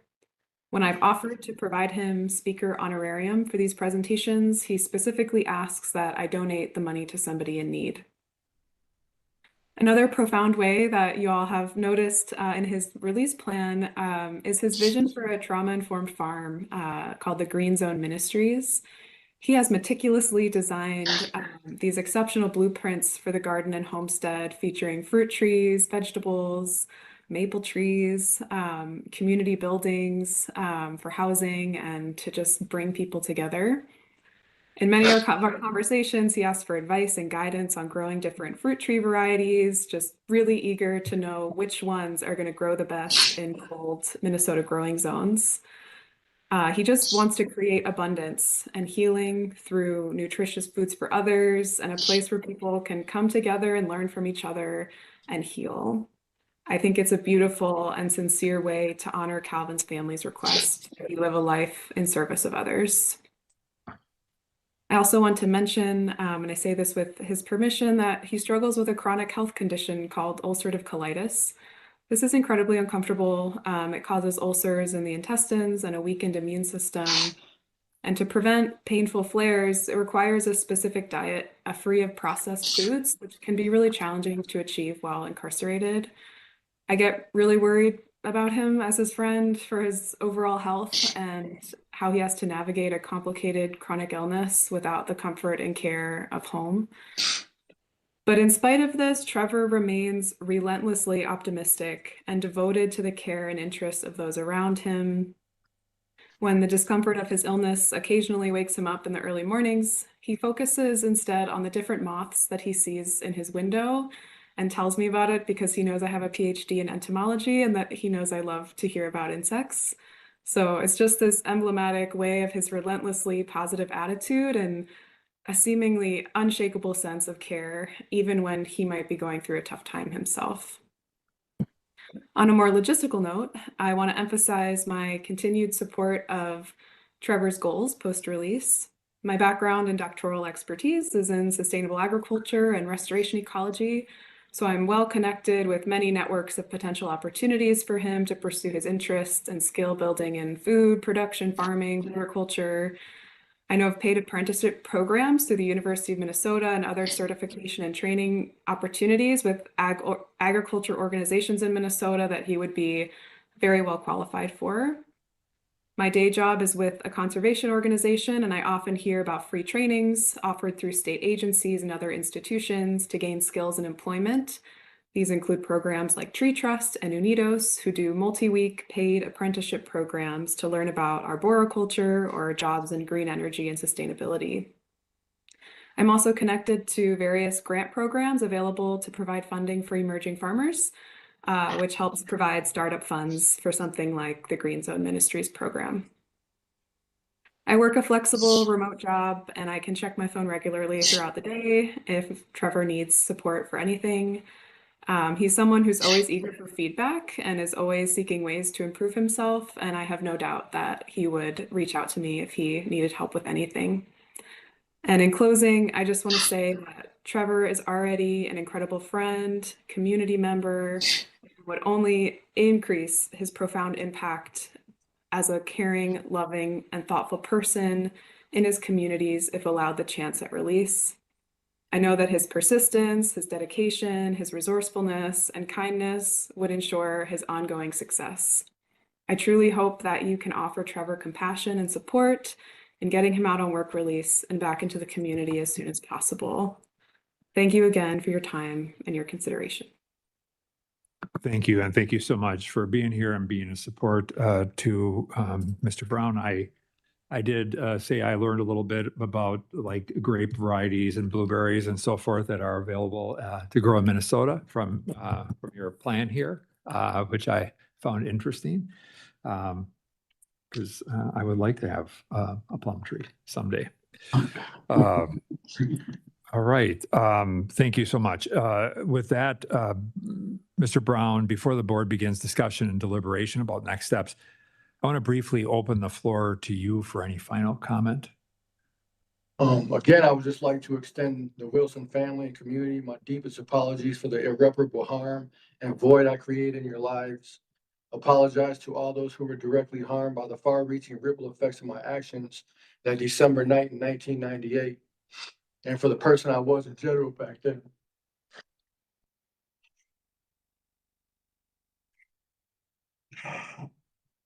Lastly, I would like to acknowledge all of the people who couldn't be here to speak on my behalf, people who have loved, cared for, inspired, motivated, mentored, ministered, and pushed me to dig deeper, reach higher, and look farther on my quest for redemption. People who challenged me to examine my morals, values, beliefs, and purpose in life, and who have both held me accountable and taught me the value of being accountable. The countless volunteers and DOC staff who taught various classes at the prisons and introduced me to new ideas about justice that offered me hope for redemption, taught me conflict resolution skills, how to manage my anger and emotions, my time, think critically, and formulate realistic and attainable goals for my life. The educators I have been privileged to have in my life who have given me the technical skills and confidence in my abilities to succeed not only in the workforce, but in life. Dr. Kubwe, who through his course in Third World Economic Development and Appropriate Technology, taught me that the true measure of sustainability isn't merely our relationship to the environment, but more our relationship to each other. Shane and Dr. Vernon Price with the Power of People Leadership Institute for simplifying the complexities of those relationships and teaching me how to be an adder. and to my parents for all their unyielding love and support, despite all the hardship I created in their lives. There's a quote by the famed anthropologist, Margaret Mead, that says, "Never doubt that a small group of committed citizens can change the world.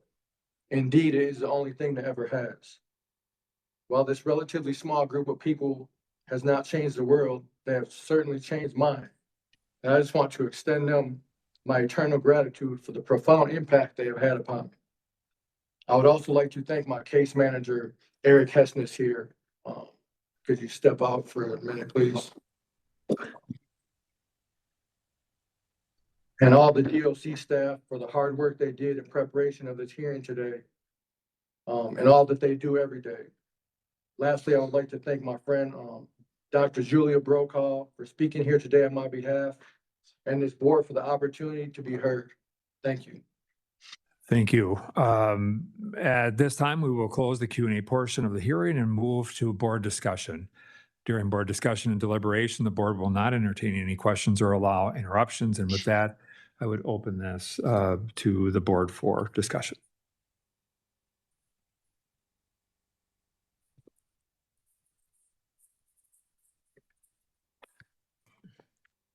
Well, I'm certainly in favor of him progressing in the step down. I think he's just done a really good job. Very thorough release plan. So I guess I would make a motion to deny parole because we're not at that stage, but certainly to support step down at this stage. I suppose to determine a period of continuance. I'd set the continuance at 3 years, I suppose, at which point he would come back to the board. Well, I would second that motion, but I just have a question because I was looking at it in terms of denying parole, of course, but beginning the step down process when toward minimum custody when it's appropriate in terms of the timetables and because he has completed any required programming. So am I understanding correctly, Andrew, that you're proposing that we not begin it for 3 years or? Nope. Begin the step down process as soon as it can reasonably be accomplished through the Department of Corrections. The 3 year is just when he would come back to the board. I second that motion. Okay, there is a motion and a second. Just a point of clarification. Would you include in that step down at some point moving to work release, if assuming that everything is progressing in that manner? Yes, and I'm certainly open to friendly amendments or requests for friendly amendments on that. If we want to do a paper review similar to how we've done in other instances in 2 years, I'm certainly open to that. Or I would even amend my original motion to include that if that would be appropriate. I think that step down is fine. I just wanted a point of clarification more than anything. The step down itself, I think, can include the work release movement. Okay. And just by way of providing some clarification, just generally speaking, it could take a little bit of time for him to move from his current setting into minimum. A few months kind of a thing, 60, 90 days, whatever, somewhere along that timeline. And then, we generally have looked at, going to work release longer than a year. We found some people struggle after that. It just becomes a long time to be in a halfway house and that kind of stuff. So generally speaking, it's about plus or minus a year in work release, just to lay out some expectations around that.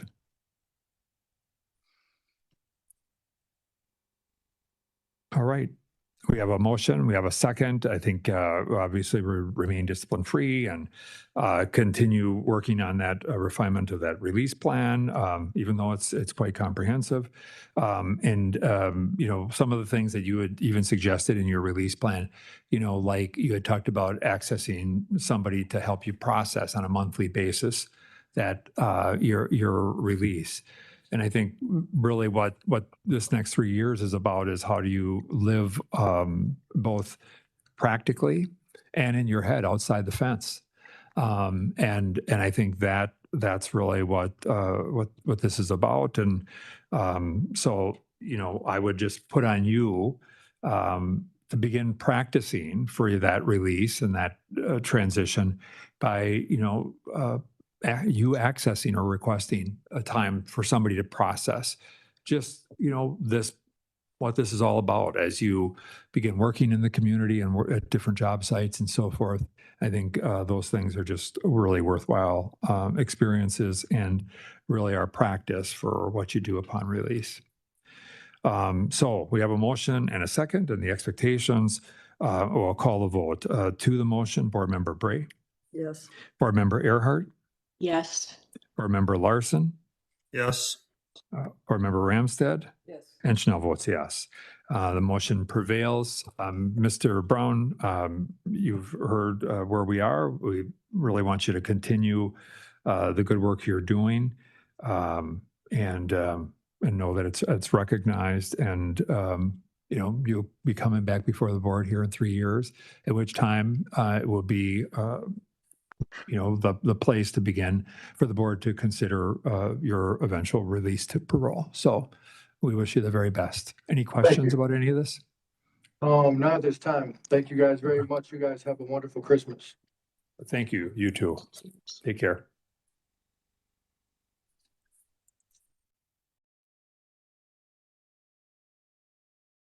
And move to our next facility, which will be Red Wing. And panel members, you received a letter on the table by you that came in late for this next review.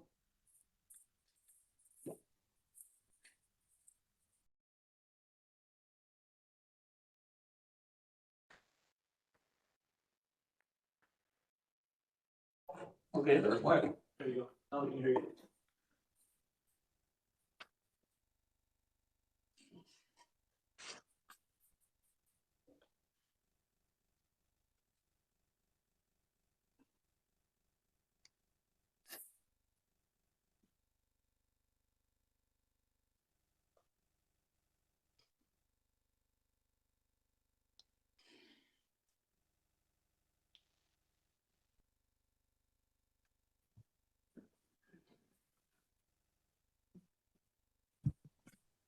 Thank you. Good afternoon, everyone. Can you hear me? Yes. Yes. All right, thank you very much. Rebecca Holmes Larson, Executive Officer of Hearings and Release on the Supervised Release Board. We are here today to review Lawrence William Johnson, who is participating through live stream video from the Minnesota Correctional Facility in Red Wing. Mr. Johnson also has his advocate participating today, Mr. Richard Carlson. Thank you, sir, for attending. Thank you. Here with me at the Minnesota Department of Corrections Central Office is our Commissioner and Chair of the Supervised Release Board, Mr. Paul Schnell, along with board members Christine Bray, Cheryl Ramstead, Member Joe Earhart, and Member Andrew Larson. Mr. Johnson, our records indicate that on April 18th of 1988, law enforcement was called regarding body laying in the sidewalk behind a building in Minneapolis. When officers arrived, they found Norman Walter Gonderman Jr. deceased. The Hennepin County Coroner's Office determined that Mr. Gonderman had a gunshot wound to his right cheek and to his mid-back, which caused his death. The investigation revealed that Lawrence's wife had taken life insurance policies out on her brother and others prior to the murder. Lawrence Johnson conspired with his wife, Violet, to kill his brother-in-law, Norman Gonderman. When questioned, Lawrence admitting to killing Mr. Gonderman. On November 1st of 1989, Lawrence Johnson was sentenced to a life sentence for murder first degree in Hennepin County District Court. At the time of his offense, the guidelines called for a minimum of 17 years incarceration for a life sentence. Lawrence Johnson has been previously reviewed by the Commissioner and Advisory Panel 10 times and continued for review each time.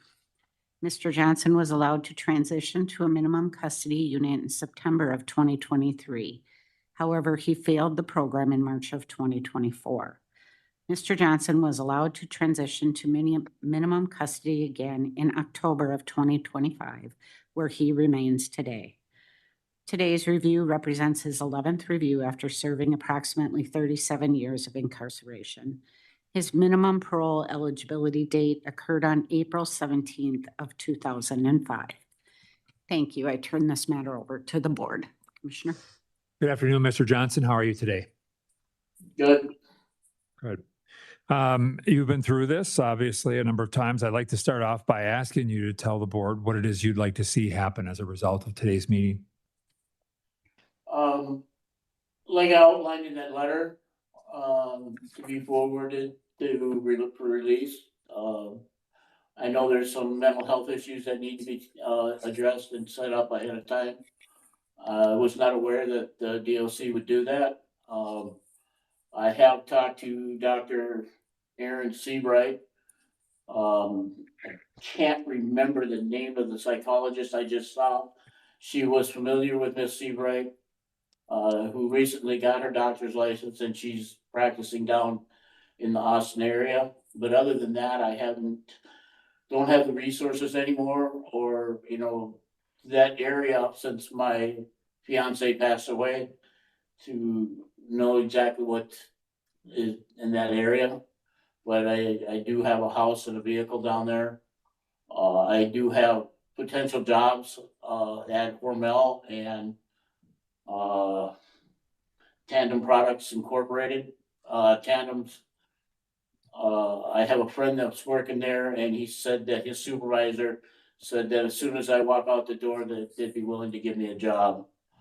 I know that I'll be turning 67 in January, but I'd like to point out that since being here in Red Wing, they don't have any wake up calls like they do at the other prisons.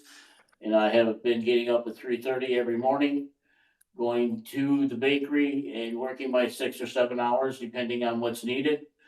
And on days like today, even though I had to leave early, I was still able to cover for a guy who had laid in and didn't go to work today and help out. So I am definitely still physically able to hold a job. I'm willing to work. And I would hope that the board would see that their way to finally releasing me. All right. Can you talk a little bit about, what insights you've gained over the last, whatever period of time it's been, 18 months, since you were seen? Talk a little bit about just what insights you've gained during that time. I think the biggest thing is just because other people break rules and even therapists talk about speeding and other things that they do to break rules, doesn't give me that permission. When I was horseplaying with Mr. Martinez, I knew that horseplaying was a rule violation, yet it was not a rule that the guards cared about, so it wasn't really enforced.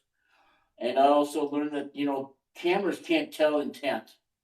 So even though we were horseplaying and goofing off, I shouldn't have done it. And I think that really reinforced for me is you don't break rules. I have a set agenda that I'm supposed to follow, and I do that. And I think I buckled down and done pretty good with the jobs and everything and following the rules. And as of right now, I had no rule violations. Good. Thank you. So you feel as though you would be ready to leave, and what would you envision the step down looking like for you? I kind of like what the psychologist from central office said about applying for the SSDI and going back in slowly. I probably wouldn't do it. I'd probably just go to either Hormel or Tandem Products and just go to work, because I've worked all my life. I don't know if you get the work evaluations there or not, but all my work evaluations have been above average. So working for me has never been the issue. My issues have always been social. And I thought Dr. Holly Hansen was gonna be at this meeting, but she was at the one 30 days ago, and she can tell you that since I was in Lino Lakes for the sex offender program, and I was working with therapist Emily Gunn and Dr. Hansen, being able to finally come to terms with the sexual abuse I suffered as a child, and is in part the reason why I overreacted when my sons were sexually abused, has given me a different look at life. And also being able just to hear, I've kind of joked with some of the staff that, it's really nice to finally be treated like an adult. I'm not told when to go to bed. I'm not told when to get up. I'm not told that it's meal time. They tell us what the times are when we get here, and we're expected to be there, otherwise you don't eat. So the fact that I'm actually living in an adult lifestyle has really opened my eyes to some things. And the fact that I still have a vast network of support like Mr. Carlson here. And the letter that just came in today from Kathy Johnson, who's not related.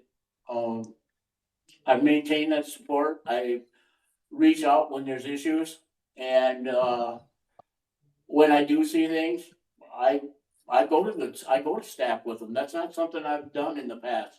There were some issues in the kitchen, and I took it right to staff immediately, and they dealt with it. So I believe that I can do that now. Thank you. At this time, I'll open this up to the board for other questions.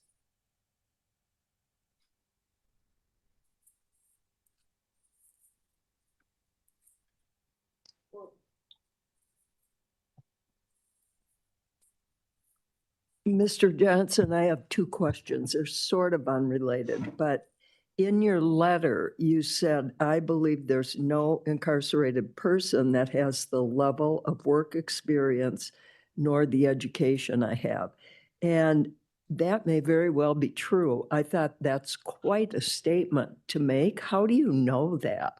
It just seems such, really kind of over the top. Because I see the other people around me.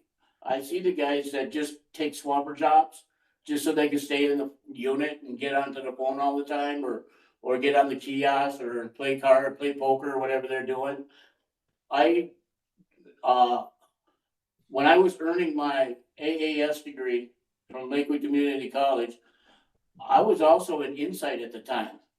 I was carrying 35 credits a quarter and still coming away with straight A's.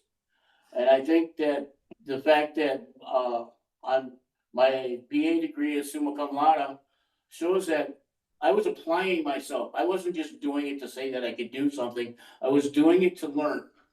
And when I look around at some of these other guys, they've been in and out of SAG, spending years in SAG. And when I ask them about Insight or SSI down in Lino, when I was part of the computer programming business down there, everybody looks at me like I got three heads and say, well, why are you doing all that? And I said, because I want to learn. I was told I was too stupid to go to college by a stepfather that berated me and sexually molested me and beat me down the whole 15 years that I lived under his roof.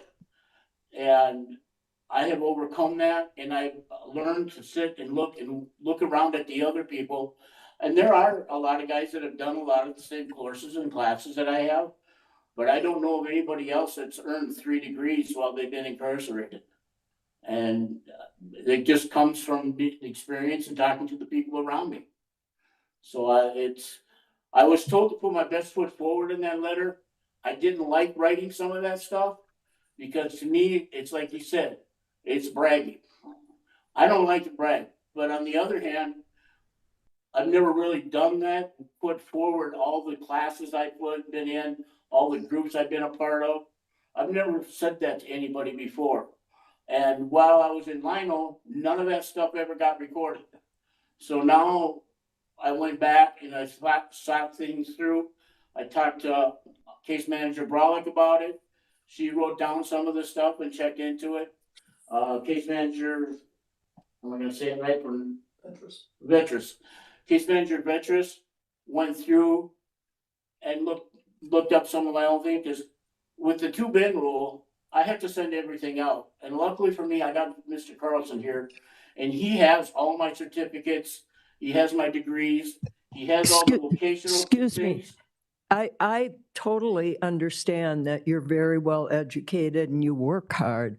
And I didn't say you were bragging, but you were comparing yourself to everybody else, saying Yes, ma'am. they didn't have what you had. And I thought, how can you make that statement? So it's not about you and your qualifications. And I would be proud of that too. It was more the comparison that you made that really struck me.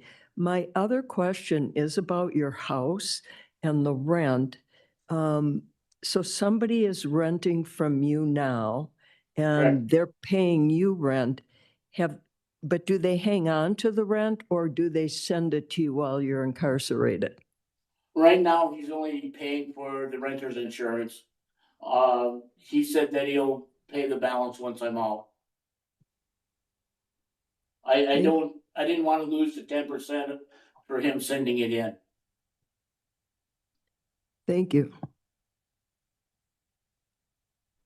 Other questions?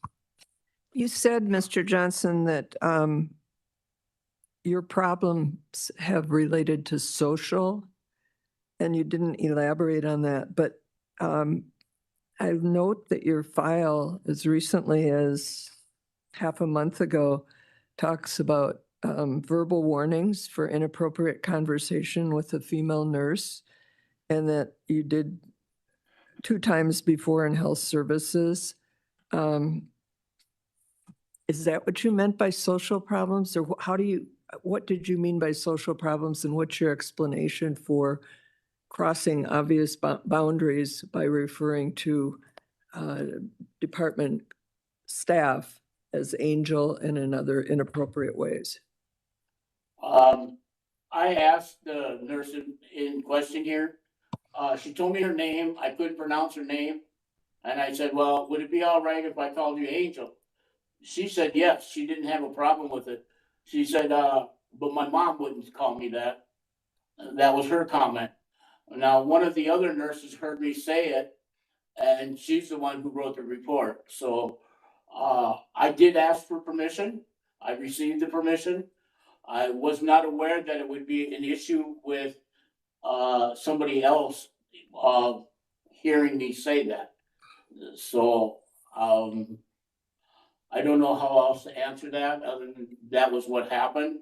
Is the report accurate that this happened in 2 other instances with health services where you were inappropriately referring to some of the staff? No, that's not correct. That was one of the issues I told Mr. Richards that I had an issue with, that I was never told that that was inappropriate until the day they wrote the report. That was one person, one time. Okay. And that was this staff member's boss. When the staff member's boss heard it, then it was inappropriate and crossing the line, which I was not aware of. I have issues with saying things, with pronouncing certain words and stuff. And her name was one of them. I tried several times and I couldn't do it, and I didn't know how else to address her. I understand. Moving on to your living situation, the apartment, the house.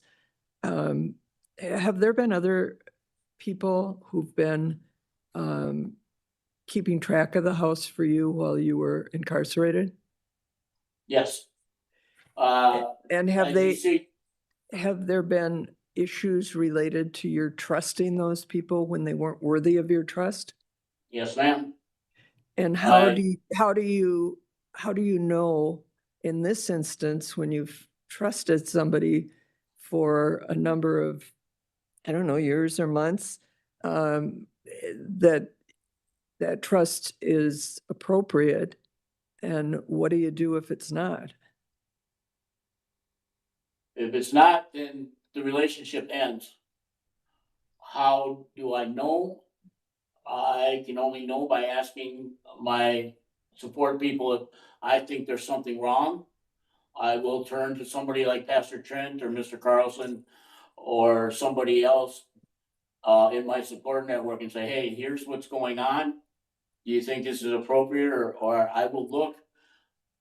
I used to have a problem asking for help. I don't have that problem anymore. I will ask for help. And is that what you did not do in these previous instances where you had misplaced your trust to your Correct. detriment? Correct. thank you. That's why I lost the $42,000. How much did you lose? 42,000. Thank you, Mr. Johnson.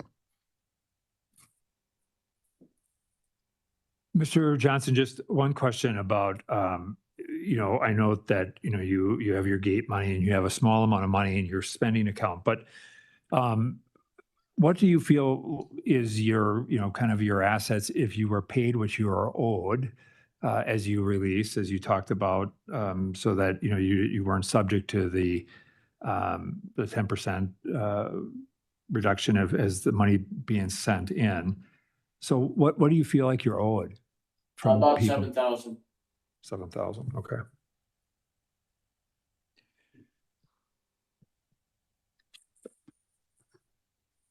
Any other questions? Mr. Carlson, thank you so much for being here. Again, we really appreciate it.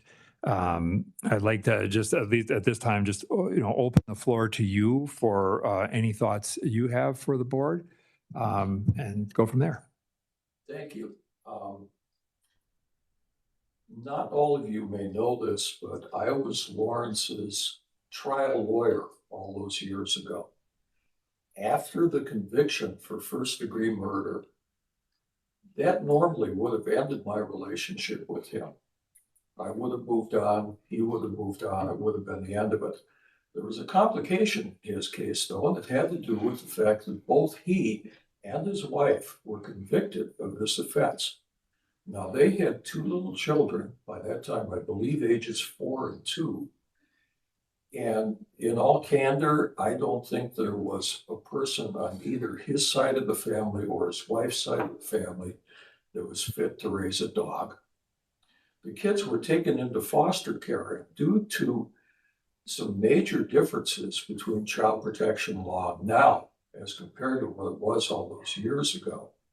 Those kids stayed in long-term foster care until they reached the age of majority, which meant for me that Mr. Johnson became my client in child protection for another 15 or 16 years after I represented him on the homicide case. The reason I'm bringing this up is because during that 15 or 16 year period, we would come up periodically for reviews about what should be done as far as the kids were concerned. And one of the issues that would come up is whether Mr. Johnson should get visitation with his kids.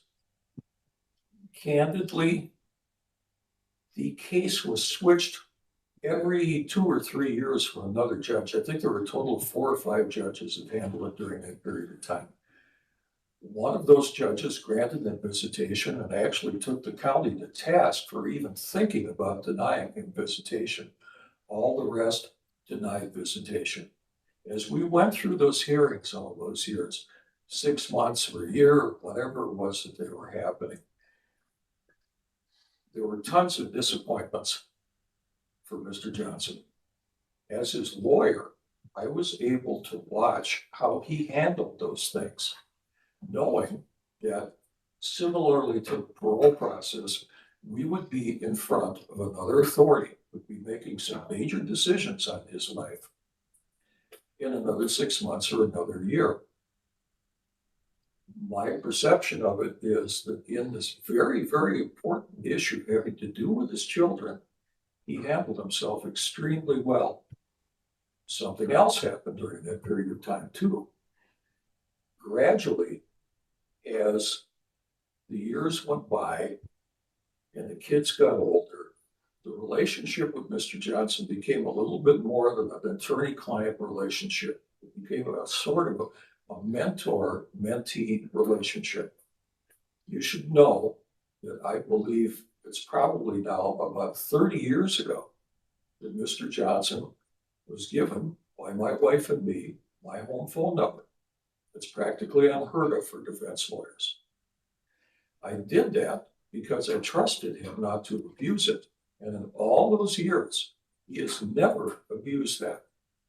He has a strikingly close relationship with my wife, who is a writer and who has actually mentored him as a writer. That's been good for him, but it's also been very good for us. He knows my children. He knows my grandchildren. He has had contacts with both of my children, and I believe also my oldest grandchild. And I've never had any concerns for their safety when they have been in his presence. Now, obviously, he's in a prison. If he did something crazy in a visit, you know, the roof would have fallen in. But I think you can go over your own records and determine for yourself that when we were on the scene at a prison visit, nothing like that happened. I have complete trust in him as far as his ability to not recidivate, which I understand is a concern of this board, and it was certainly clear from the questions he's been asked. I still stand ready to support him in any way that I can if he is transitioned into release, or frankly, even if he isn't transitioned into release. But personally, I would like to see him have a chance to be out in the world at least a little while before the Grim Reaper shows up for both of us. We've been at this for a lot of years. And this really feels like the time for me now, but you guys should do this. Thank you. Thank you. I appreciate you being here and appreciate your support of Mr. Johnson over the many years that you've worked with him and been involved with him. Mr. Johnson, before the board begins discussion and deliberation about next steps, I want to briefly open the floor to you for any final comment.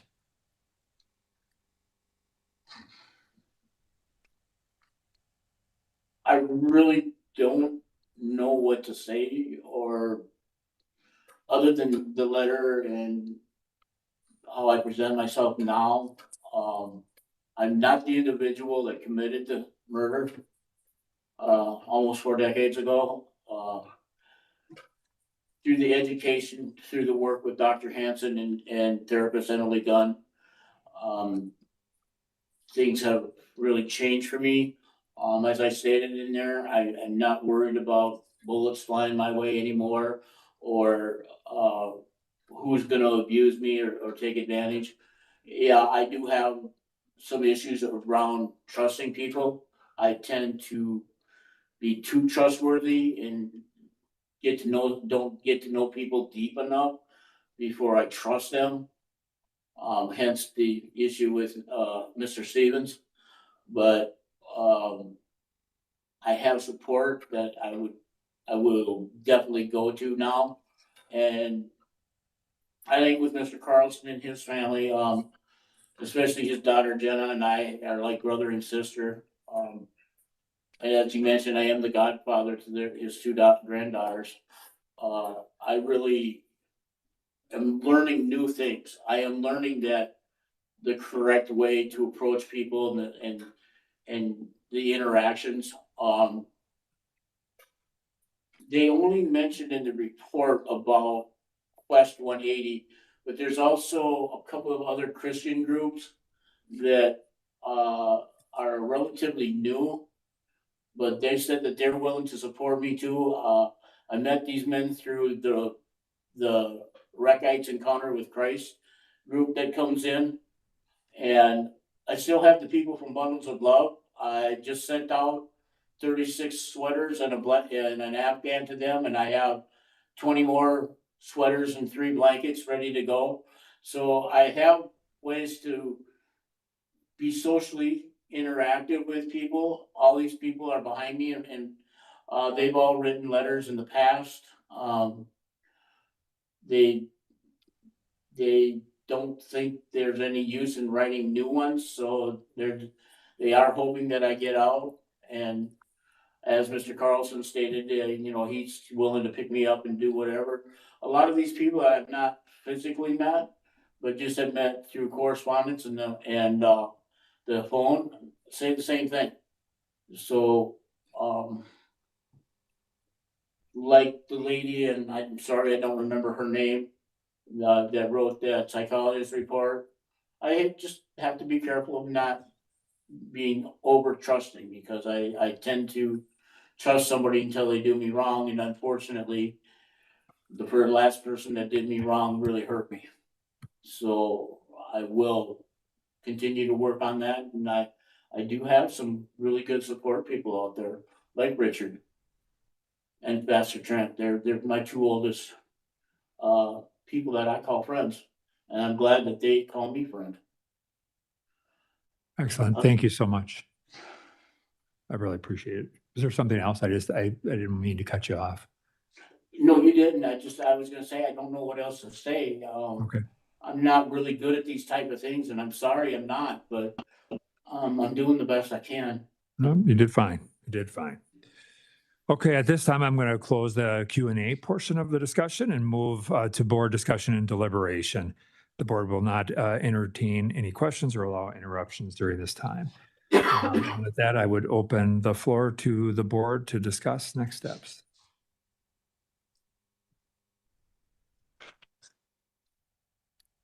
I guess I'll just make a motion here. Just I have part of this is, I understand the board's in this weird position of I have a history, somewhat of a history with Mr. Johnson and so forth. And I would precursor this to say I'm uncomfortable with the direct release to his Austin address. I would like to see at least some period of time where he can make a move, and that would be through a work release kind of placement.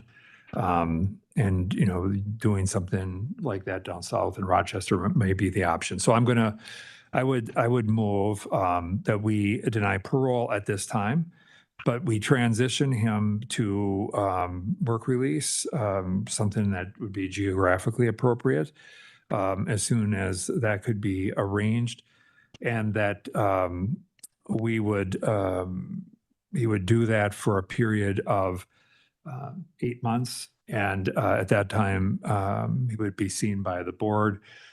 During that time, it would be the expectation that Mr. Johnson would further develop and refine his release plan, that he really focus on developing all of the support network that he may need, including professional contacts and management of other issues, medical or otherwise, while he's out, that he remain fully compliant with all of the requirements of work release and remain discipline-free. So that would be my motion. Is there a second? I second Okay, motion. there's a motion and a second. Discussion.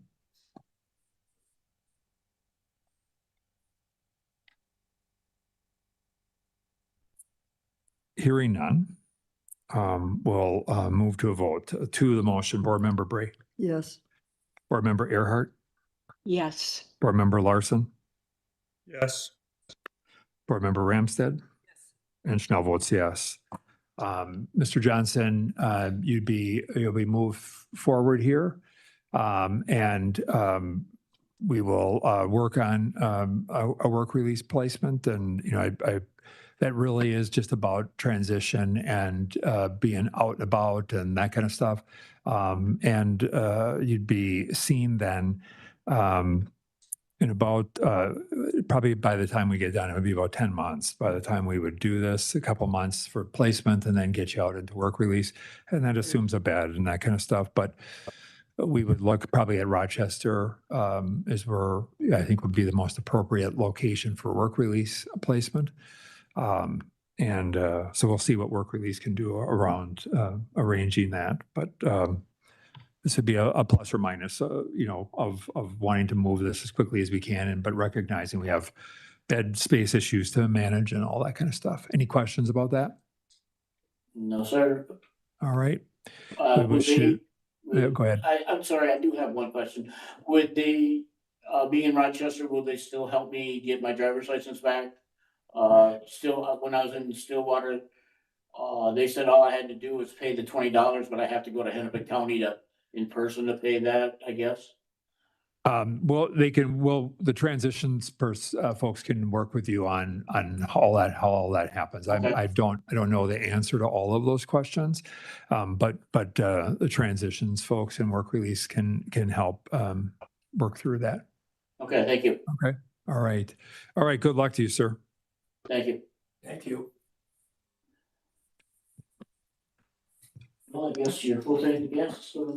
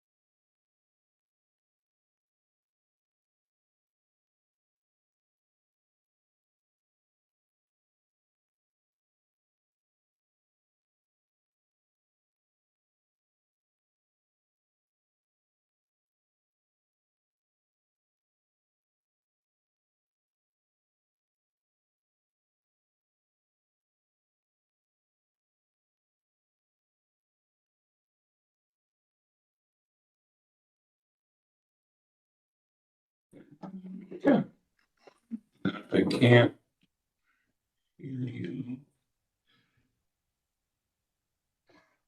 We gotta go, I think. Are you able to hear me?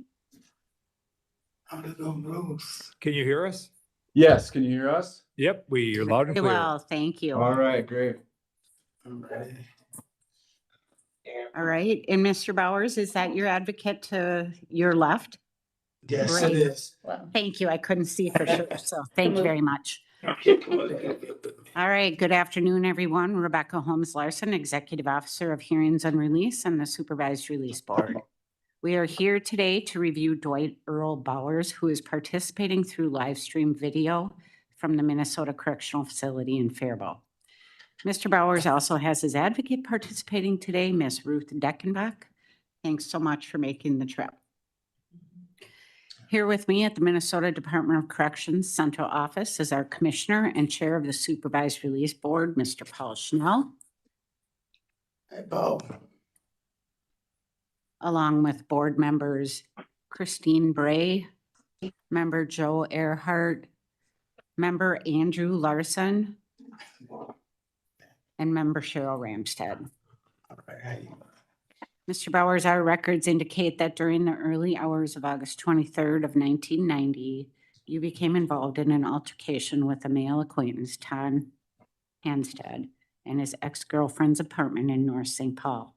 Yes. Approximately 5 minutes after the altercation had apparently ended, you re-entered the apartment through a window and were in possession of a butcher knife.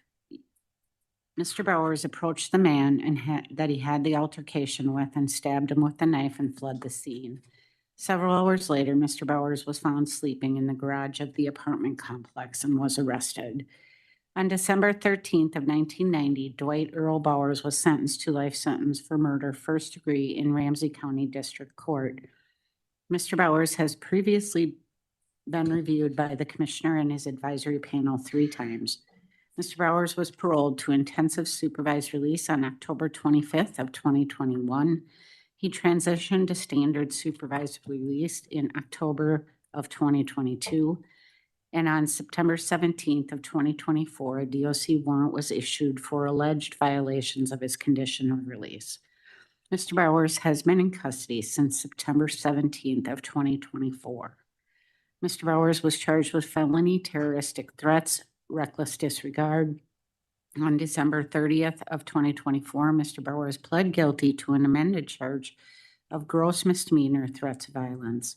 He was sentenced to serve 105 days jail and was given credit for 105 days.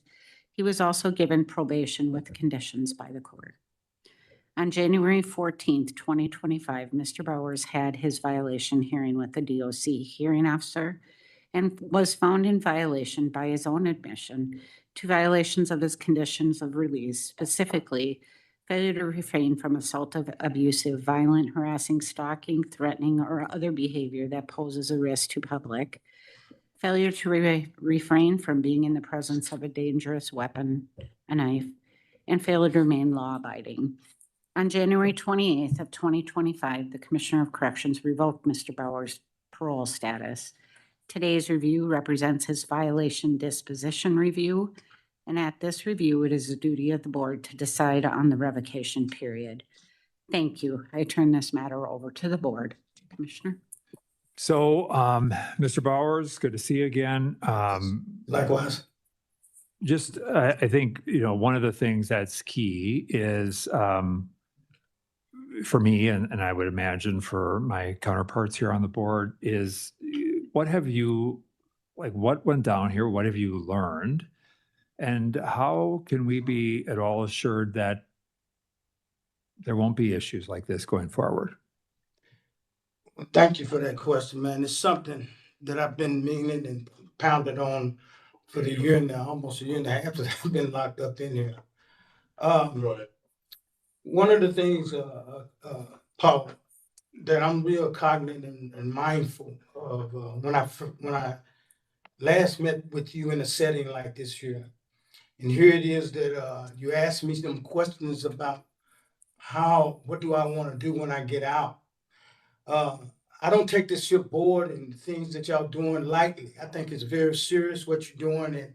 And when you released me that day, you gave me a stamp of approval saying, hey, listen, this guy sure is worthy of being out there and doing the right thing.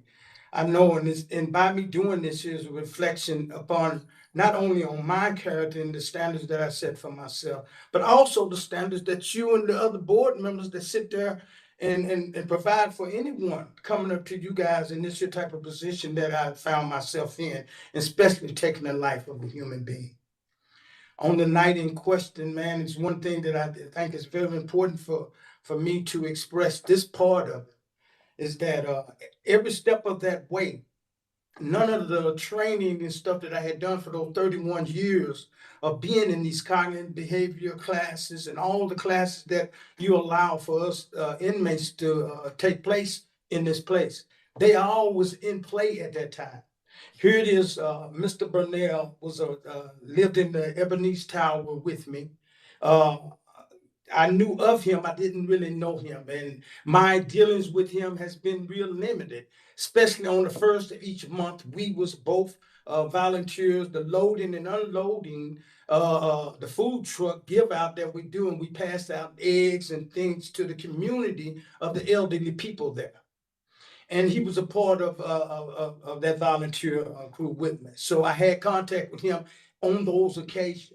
And one more occasion that I did have him, he was real good with cars, you know, and me being locked up for 31 years, the car systems had all changed, right? So he had came and volunteered to help to get my lights together. So those are the only two contacts that I really had with this young man.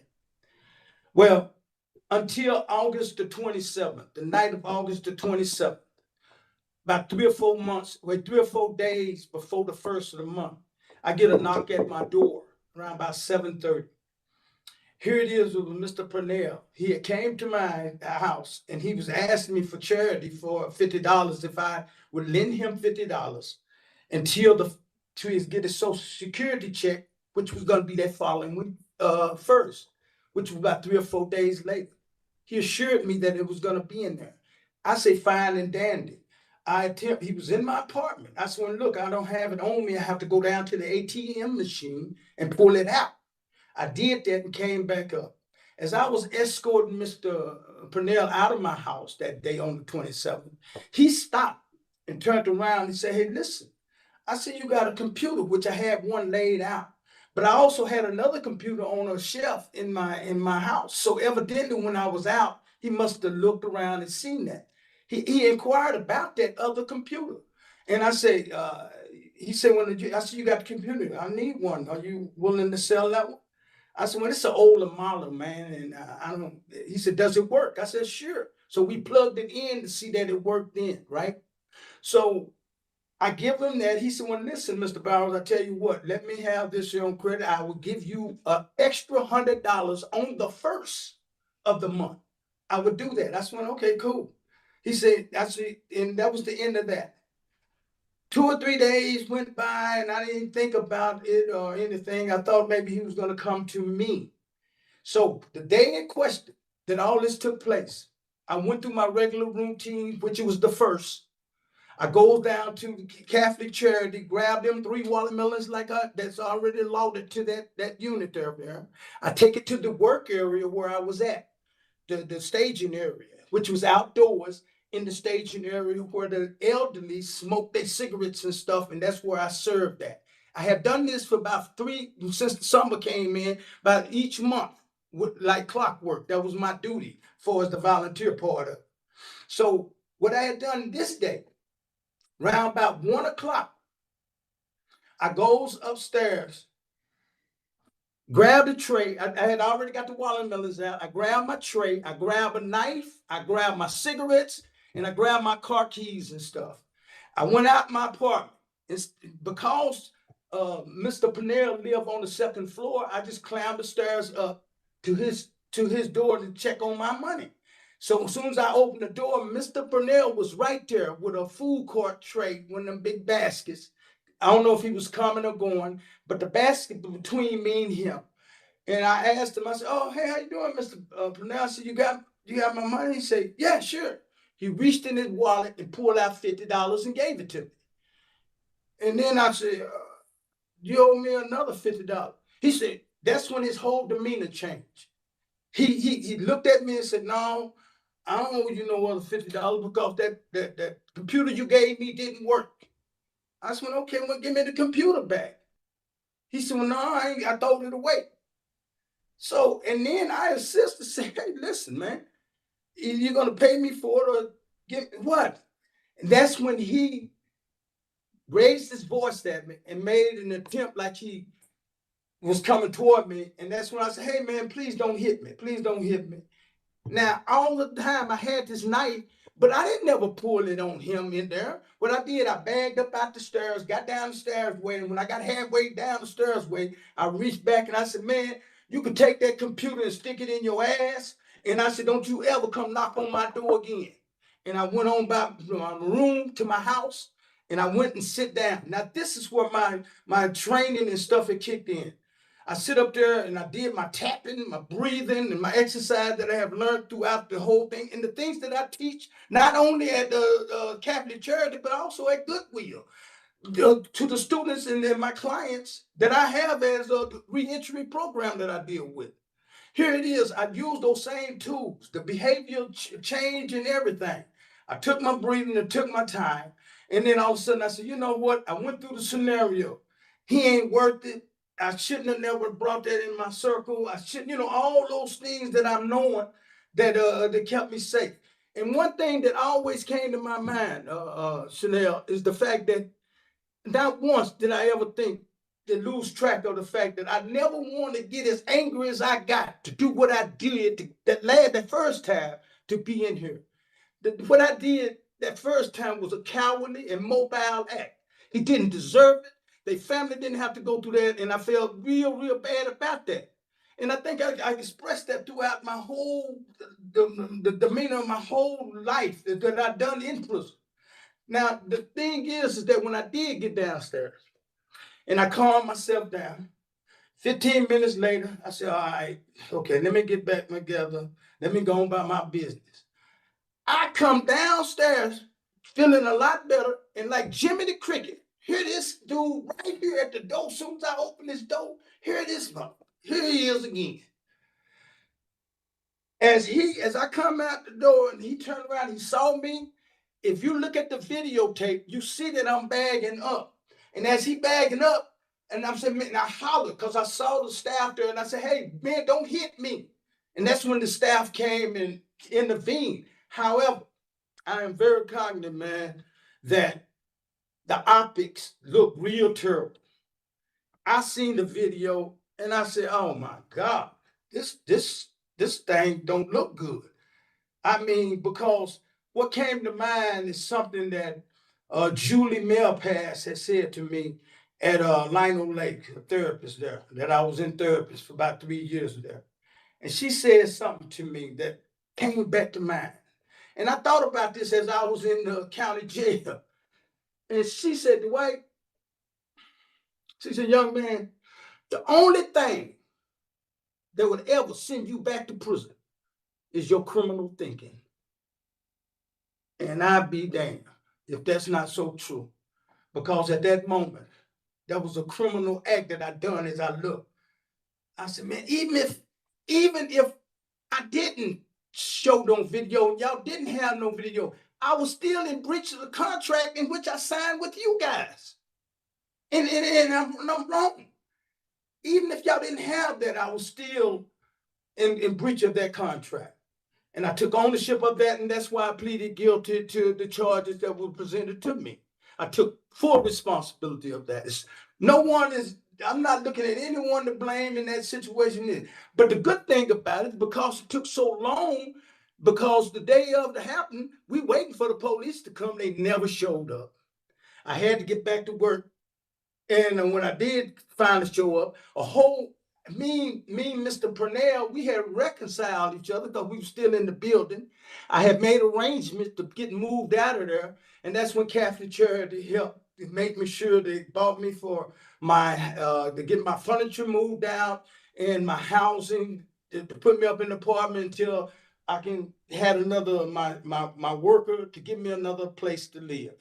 I never was evicted from that place. It was in writing and so forth. I never had that type of stuff. And the thing is the fact is that since I've been living in that area, that bad area, I've been trying to get out of there. But because I was under that 3-year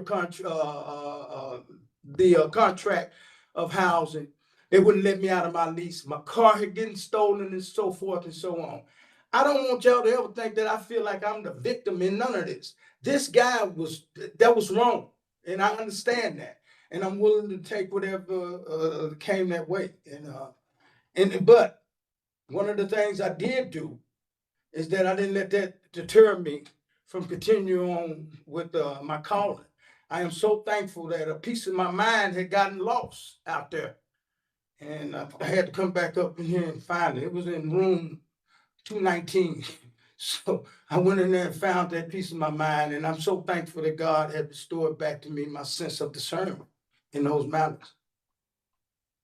And that was kind of like the story in a nutshell. That's quite a nutshell. I just and I just want to point out that I think we've come to know Mr. Bowers quite well over the course of time. He's a bit of a character and in a positive sort of way, and you know, has done a lot. It was I have to tell you, I mean, and I told you this at the time, it was surprising to me. Yes. Because it's not at all what I expected from you. You had been doing, by all accounts, very, very well, and you know, working and in helping others as part of as they were transitioning. So, so that you know, it was surprising. And so that's what makes, and you know, I know that you pled guilty and you were issued a consequence by the court relative to a gross misdemeanor charge that you pled guilty to and accepted responsibility for. So now the question for me is, you know, so you talk about, you know, what you've learned and so forth. I guess, you know, when we released you and you got out there, I had a level of confidence. And so I guess, you know, how do we as board members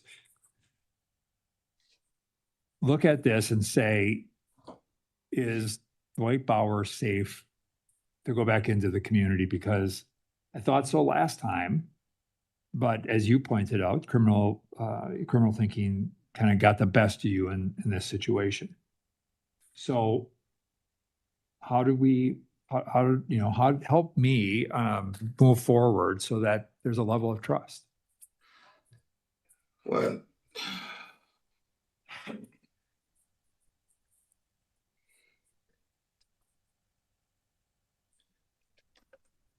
Paul, you know, that is one of the biggest things that people have to face, even with family members, is the fact that here it is. How do you, when you break trust of someone who spent 31 years with you through this shit, you know, and it's the same type of feelings that you may feel she felt.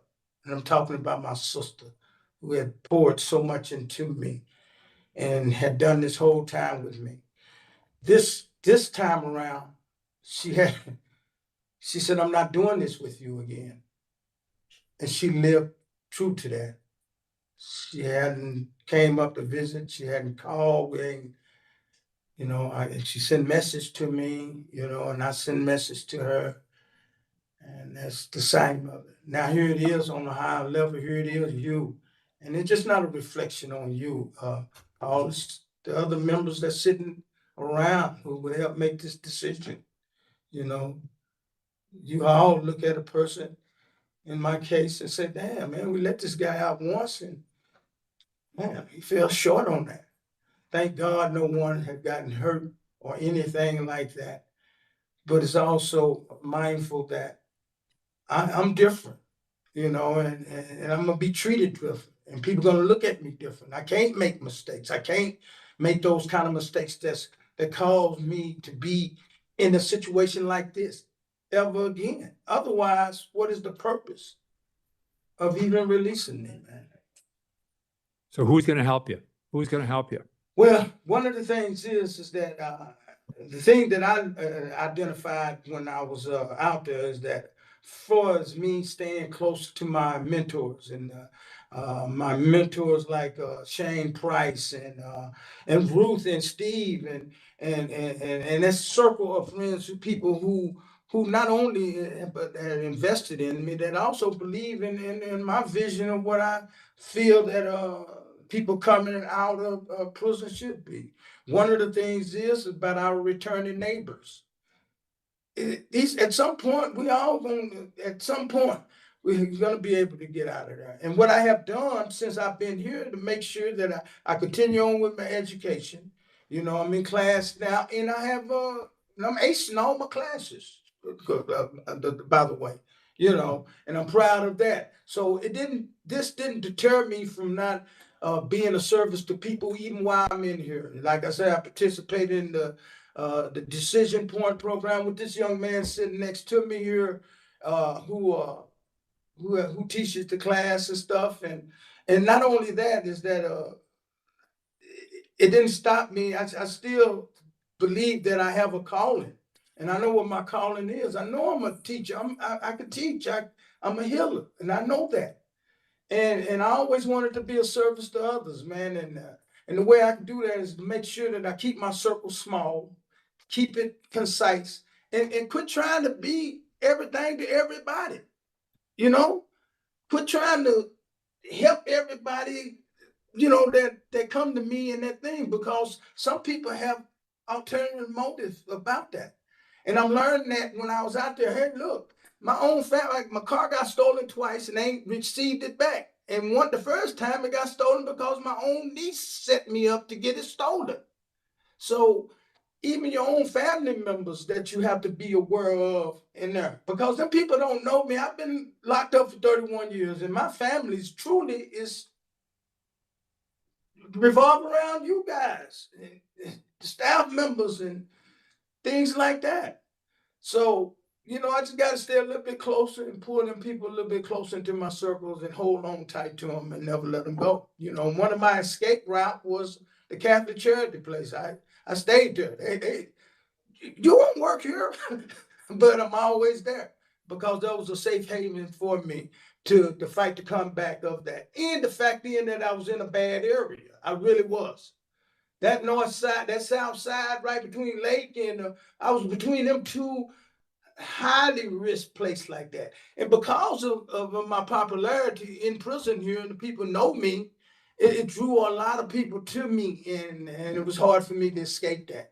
So now I understand that, hey, listen, I'm gonna spread out a little bit more, get out of bad areas and make sure that I'm in a healthy work. But I'm mindful too that wherever I go, you know, wherever I go to, I bring me to, you know, I'm still there. So I don't know if that answers your question. Yeah, that's helpful. Thank you. And I would just open it up to other board members who may have questions for Mr. Bowers.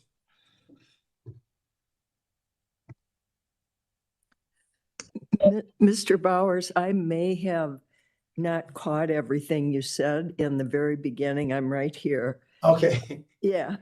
Was alcohol use at the heart of the violations or no, in your opinion? Okay, I'm glad you brought that up because that was real critical at one point. Is that matter of fact, when I went to surgery, I had pain pills and stuff, and I started drinking them one shooters that they have out there, them dollar ones, you know, when them dollar ones start changing into $3 bottles. And then at that moment, it was interfering with my work because I was working at Goodwill at the time. That's when I called Paul Chanel. I called him and let him know I had checked myself into a chemical dependent place. I did that on my own. No one told me that. I saw it and I did that and I completed that program. That was the gist of my alcoholic and stuff that I had done there. Far as drugs and stuff like that, I never had no dirty UA. I never done anything like that there or anything like. And no, I wasn't drinking during the time of this incident or none whatsoever. However, when I got arrested, it was a disconnect between the officers not giving me the permission to do a UA, and it was some kind of disconnect. And somehow, my probation officer finally got the understanding on their part. Had nothing to do with me. It was on their part. So those are the things that, yes, there was a problem for it, but I made sure that I addressed that and I took care of that, because not only was I ran a chemical dependency setting for people, alcohol and drugs and stuff like that. I was constantly doing that weekly. I was in part of my routine, something that I have to do for the rest of my life, I feel, you know, in order for me to never fall back into those type of traps, if that make any sense. Well, I think it does, but I knew you put yourself into a turning point. That was in the information. I think what I hear you saying is alcohol, drugs, abusing meds was something you were not doing when the violations occurred. Is that Yes, I what think you're that's saying? important. Yes, ma'am. But however, keep in mind, because I am a alcoholic and a druggie, all these things that's always, you're always one step away from that, you know, and anything can trigger those things. That's why it's important to be around those type of people in that setting to make sure that when you have those moments and stuff, I wish I could have ran to a meeting that day, you know, to really have, you know, to talk this year out. So yes, no, that's never farther from my mind, and I would never sit here and say, no, that's not no problem. Yes, it's a problem. That's why I always make sure that I'm putting things in front of me to make sure that when those issues come up, that I have somewhere to address. And if not, I'll turn myself into a treatment again. So your probation officer, parole officer, she was wrong in No, what she whoa, wrote? whoa, I'm just missing it here. whoa. Now, whatever you can do, you say about my probation officer, I think she's real stellar in the thing that she do. She's professional 100%. You can't get me to say nothing bad about Chris. Nothing. One of the things is I think her the communication part of it, what she brought up in, is really a misunderstanding, because like I said, I had called the commissioner the day I was in prison. I was in the treatment thing. Now, where me and her have this conjoining is the fact that when she finally got wind of it, because I hadn't called her and let her know I was in treatment at that time, because what it was, Shane Price, I went to him, he took me to the treatment place. They made an arrangement for me to do my treatment right then, and they wanted me to stay there that day. And I told them, no, I got to lock my house up. I got to pay. I for rent for understand all that. I'm sorry to interrupt you. I get that. I'm just asking about the violations. Because as I read them, I had the impression you were using, and you were very reluctant to let her know that, but eventually you did, but I must have gotten that wrong. Well, no, like, and once again, that's why I think the disconnect is between that report that you have there, and I'm quite sure that's what you're going on, right? And the report is that her understanding about that situation is her understanding. I'm not trying to get in the weeds to try to discern what she probably perceived. What I'm saying from my point of view is that the misunderstanding may have been because she felt that I was being reluctant about her doing a restructuring. That's what I was arguing with her while I was in treatment. That's what I said. Why did you have to do a restructure? I'm already in treatment. She said, no, if you're not in treatment right now, I'll send the police to arrest you. But I was already in treatment. So I don't want to try to discourage what she said in her report. It is what it is. She felt that way, and like I said, it was just a disconnect between the communication part of me and her, and it's not nothing that I said bad about her. That's what had happened. I was using. I turned myself into the treatment center, and that was part of before any problem came up. That's the reason I turned myself in. But it has nothing to do with this incident here. Right. You were in the treatment center in 2023. You graduated. Yeah. Yes. I got the impression the violations were related to your chemical use. But you're saying no. No. With this violation. Yeah. Oh, no, yeah, this had nothing to do with my violation. Alcohol didn't play no role in it. I wasn't drunk. I was aware of it. I was at work, going to work. But no, it had nothing to do with it. Since I got out of treatment, I hadn't used or anything like that. It had nothing to do with that. And I'm quite sure she didn't, I don't think in her report, she didn't say that. It was related to testing, I believe. There was a testing issue that Well, there was that a he UA. wouldn't take the test. Yeah, there was a UA issue. I think this was at the jail, right? Yes, and that's what she withdrew. I didn't have, she came up, I would take the test now the day of.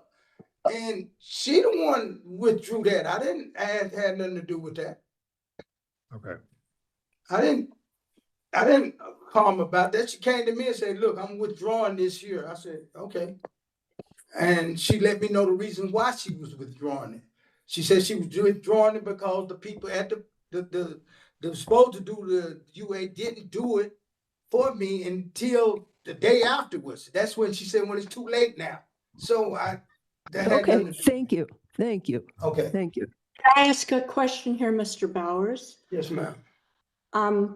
Among other conditions of release, you weren't to be in possession of any potential weapon, and it specifically named knives.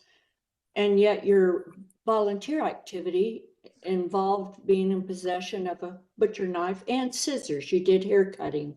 Had you forgotten the conditions of your release, or how did that come about that you did these volunteer activities that directly violated the conditions of your release? Were you thinking of that at the time?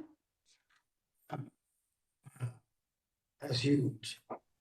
That is huge because that's my profession is a barber. I'm a licensed barber and I cut hair. And it's part of my volunteer work that I did at Ebony's Tower. He was alone. I never, Yeah, I think the issue here was if there was a failure, it really was about the having the knife in your hand. When you were engaged, you're supposed to be engaged in legitimate activity with that knife, but then you engaged with him. The barbering and the scissors and stuff would be allowed under the terms, but I think it's a fair question in the sense that you go to a door, right, and you're carrying a butcher knife with you. That's really the essence of this, right? I mean, while it was not a weapon it was an intent, but just based on what was going down here, you would have to agree not very wise, right? absolutely. And the reason and I'm glad you, Miss Earhart, I'm glad you posed that to me because it kind of really put things in perspective. Is that my youngest son, Shane Bowers, he had gotten released from prison. And one day, he just got out. We all elated about him. During Halloween, he get a knife and he make a pumpkin faces for his mom. When his probation officer came to the house to do a spot check. And in his room, They seen the carving and saw the knife, and they arrested him and made him do 90 days in jail there. And I was there witnessing that, and I thought it was so wrong. Hold up, why is he being victimized like that there for? Where do the limit goes when you can have, like the sisters you said? Yeah, but you weren't Never- being penalized for carving up watermelon. Your conditions specifically stated no possession of knives. Use or possession of knives. It was very specific. Did you not know that? There's some, it didn't come across my mind. I didn't think for one, about the ramification that somehow me carving up this watermelon is gonna turn out to be me being in a situation where it's causing bodily harm to someone. No, And that's how never, even would you- when I'm in my Kind own of house. volunteer activity that didn't involve replica weapons such as knives. I'm very cognizant of the paper that I had signed when I got out of before they released me. I saw what it said, will not be in no possession, no knife, no this, won't do no bodily harm, and all these here type things. But however, I'm in my own house. I'm doing my own cooking. I use butcher knives and stuff. When I'm cutting watermelon, I use not butcher knife, but enough, not no big butcher knife, but knives to cut. Well, My I'm not food. trying to cut you off, but just something to think about. Being in your own kitchen is very different than being out in public among other people.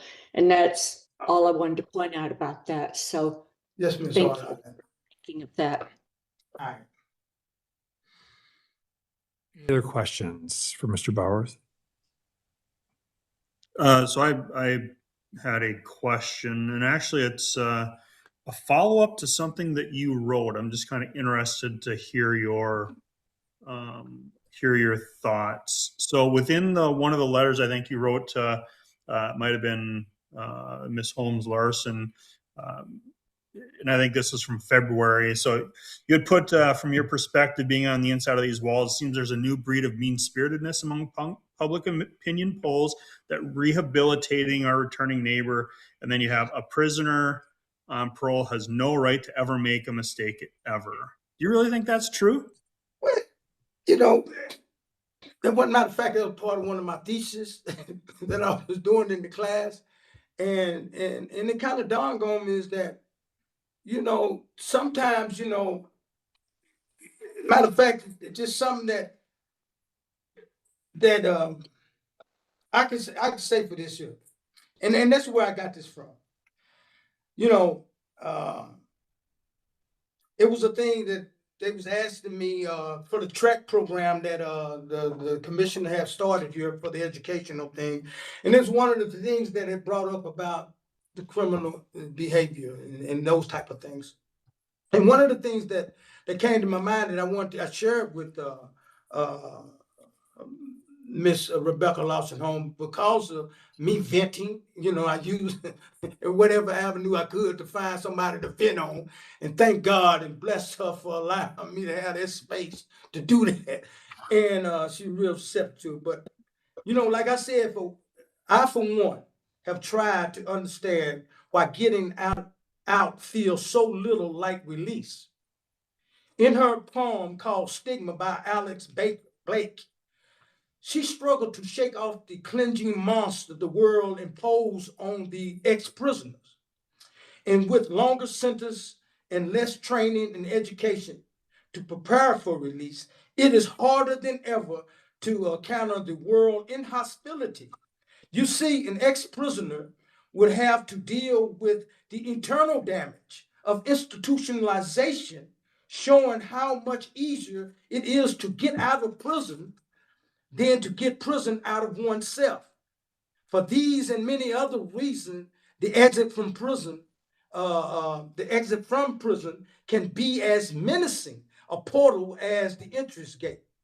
That is why I felt that education and stuff that Paul Chanel had established here from from the bachelor program and so forth and so on, that it does give us a trajectory, a way to change the trajectory of our lives. And then when I wrote Miss Rebecca Law's home on that, I was really venting on how do I put this in perspective, to how I feeling at the time, because I felt that, hey, look, why did y'all put me on a monitor?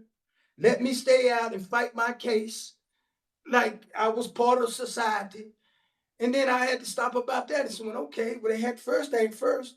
They had to make sure that the people out there are safe.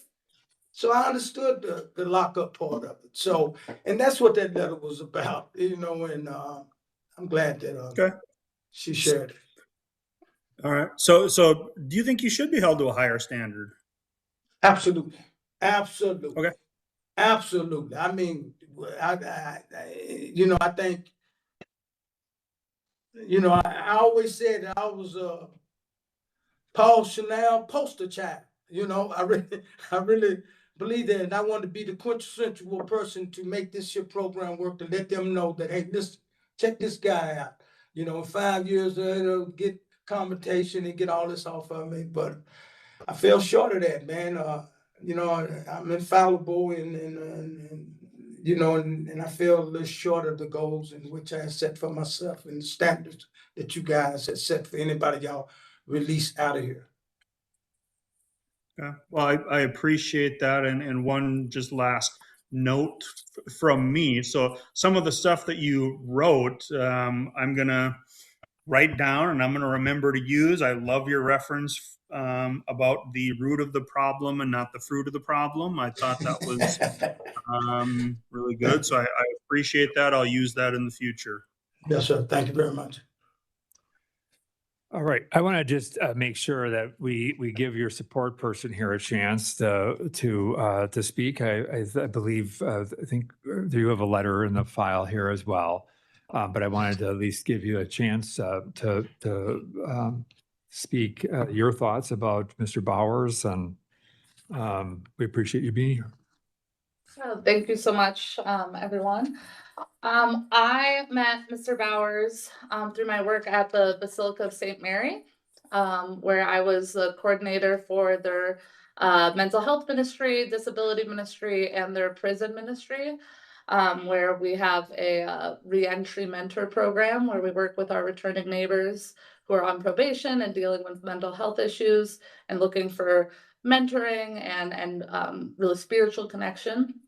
And Dwight actually was already involved with the program when I was hired for that position. And it just so happened, kind of timing wise, he was just finishing his treatment and getting back involved with the program as I was starting to learn more about it. He is on our leadership team and still is in our mind. He is part of our leadership team. He's our lived experience voice. And someone that really brings a lot of great perspective and, as you guys can know already, enthusiasm that is really helpful for us.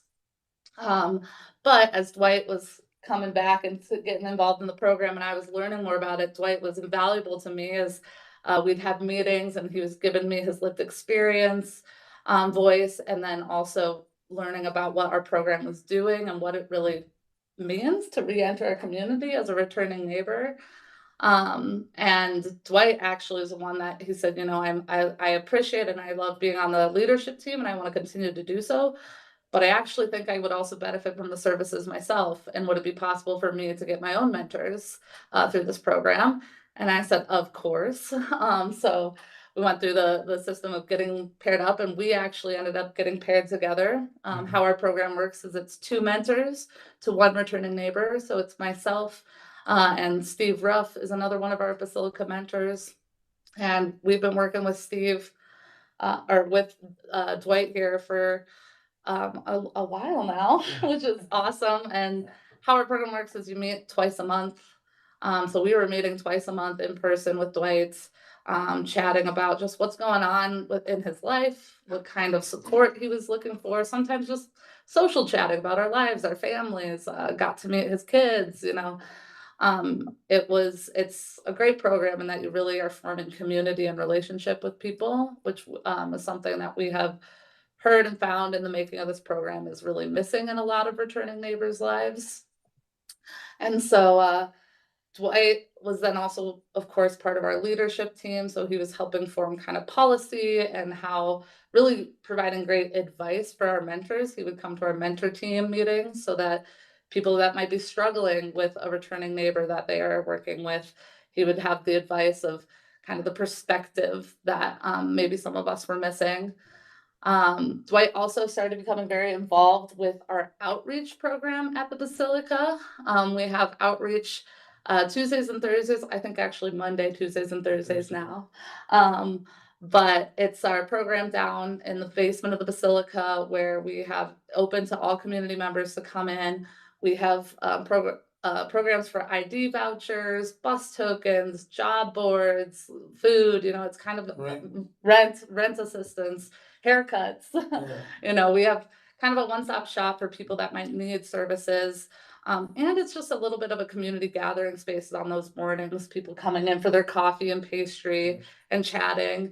And so, Dwight had come to get some services like the ID services and rent assistance, and we had met down there.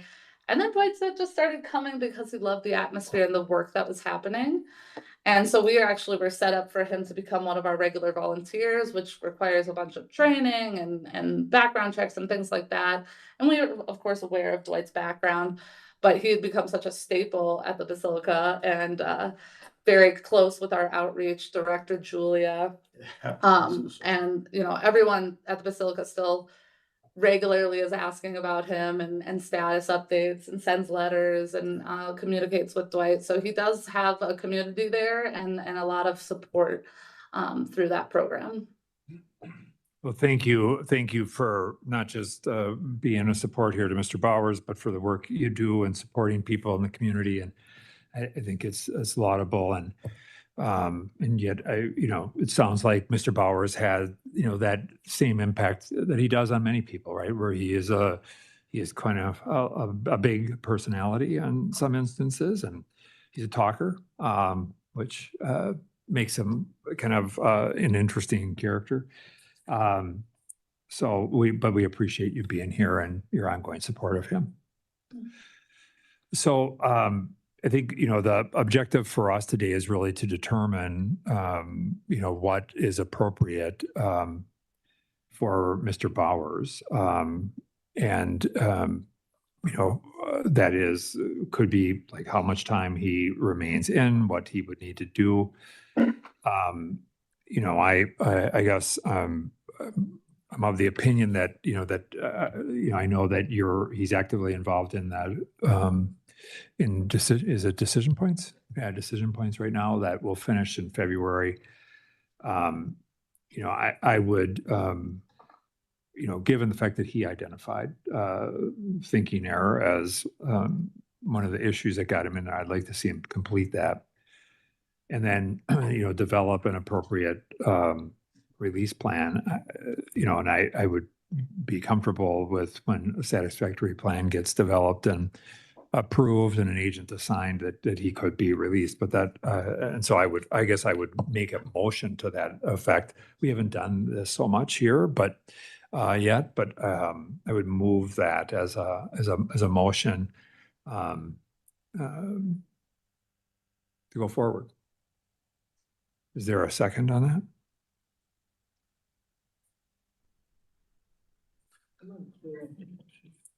It would just be that he would remain in custody pending completion of decision points and submission of a satisfactory release plan, which would need to be approved, and an agent assigned and approved by wherever he is going. And so that really would be the effective part of it. And really, so it's not a specific date so much. Right. And it would be, I assume, since he's revoked, it would be, whatever time frame it takes between now and then to get that agent approved plan and complete decision points. Right. Credit from when he was placed in custody. Yeah. So we have to figure out, because you're looking for a term, right? Yeah. Is that what Once we get once he would have an agent-approved plan, then I would calculate from his date of being in custody what that revocation period actually is by number of days.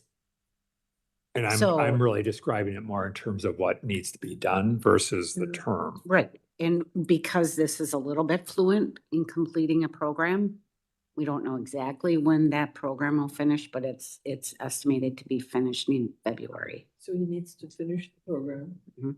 and then get a supervised release agent. Yep. You know, have a And plan, get a plan, get that approved. and then you'll get the number of days that he's had in custody, and that'll be applied as a credit for time served. That'll be applied as his revocation period. Okay, thank you. You're welcome. I'll second it. Okay, there's a motion and a second. Any other questions, concerns, or thoughts, suggestions? Well, I am just really concerned, and maybe I got this timeline wrong, that he wouldn't submit to a urine test. And so if anything, I guess I'd put a condition in there that he continue to go to AA or NA or whatever he's been going to. I would support that as a friendly amendment, certainly, and I think that probably would be an expectation, I would guess, as a release condition as well. Fair enough. Were you going to say something, Becky, about that? Yeah, I was just gonna say that use was not one of the violations that was found. From my understanding, there was some question there about how that all really came about and whether or not it was a lack of a request for the UA. And there was some mix up in the communication, so that allegation was never part of this hearing.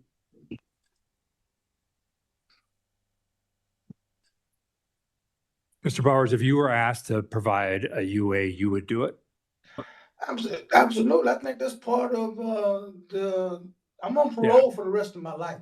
Right, yes. So And- the and answer, yeah, the answer, yes or no, would you do it if Yes. you were asked? Okay, Yes. that's what I wanted to hear. Yeah. All right. So there's a motion and a second. To that motion, Board Member Bray, Yes. Board Member Earhart, Yes. Board Member Larson, Yes. Board Member Ramstead, Yes. and Schnell votes yes. So you understand the plan here, Mr. Bowers? Yes, sir, I do. All right. Explain the contingency on discipline-free. Yeah, so there's always this is conditional, right? So don't get jammed up. So you must remain discipline-free between now and the time of your release. I don't anticipate that being a problem, but I just want to be clear about that is an expectation. Okay?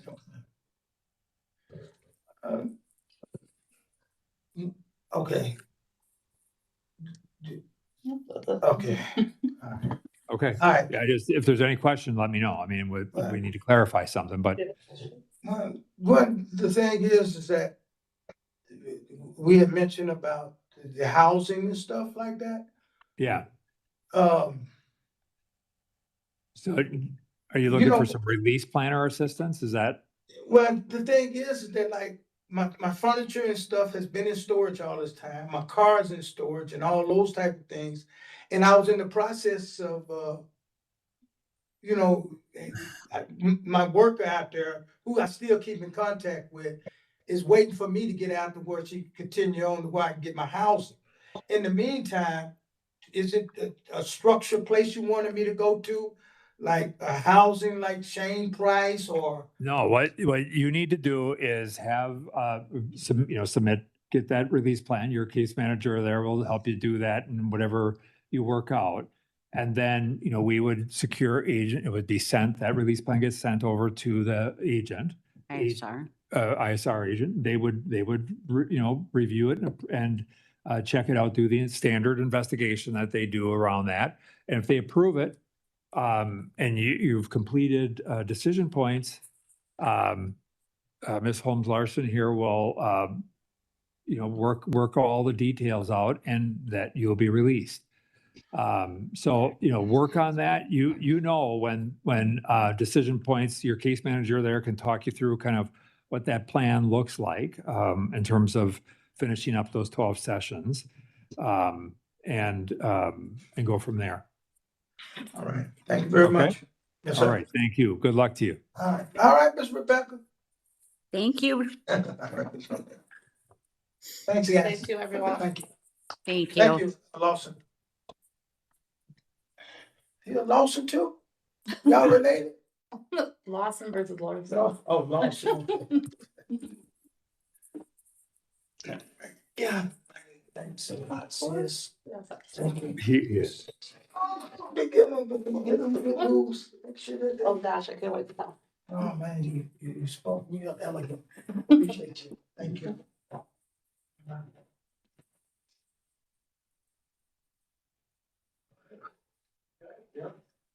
Yeah, just separate down there. Okay, I'll call you when. Thank you. It's something to see you. You ready, Sam? Yeah, over there in a minute. Okay.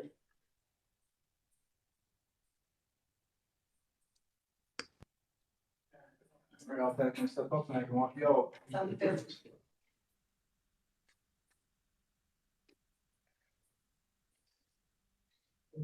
Come in here and say, hey, you can always start.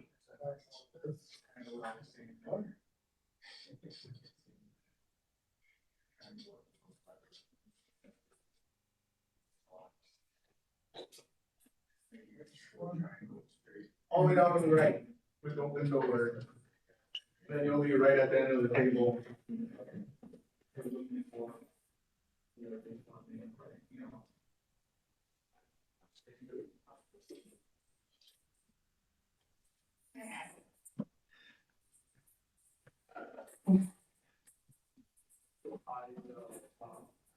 Why don't we just put all of these books over here on one of these chairs? I don't really think you need these. Okay.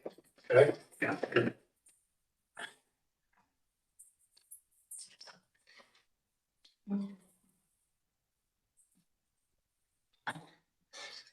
Where would you like me? Let's see here. Sit next to him? Yeah. Should be. Slam.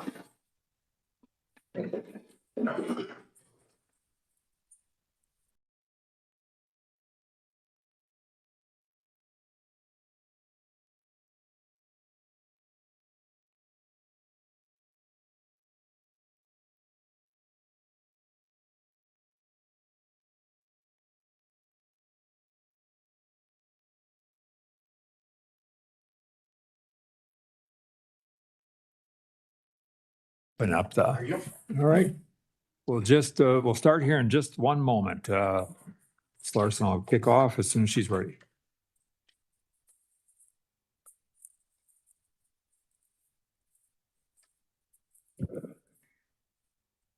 Are we missing Andrew Larson? The key's on. Member Larson, are you on?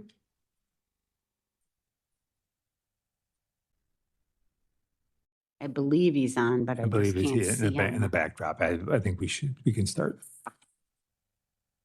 Good afternoon, everyone. Rebecca Holmes Larson, Executive Officer of Hearings and Release and the Supervised Release Board.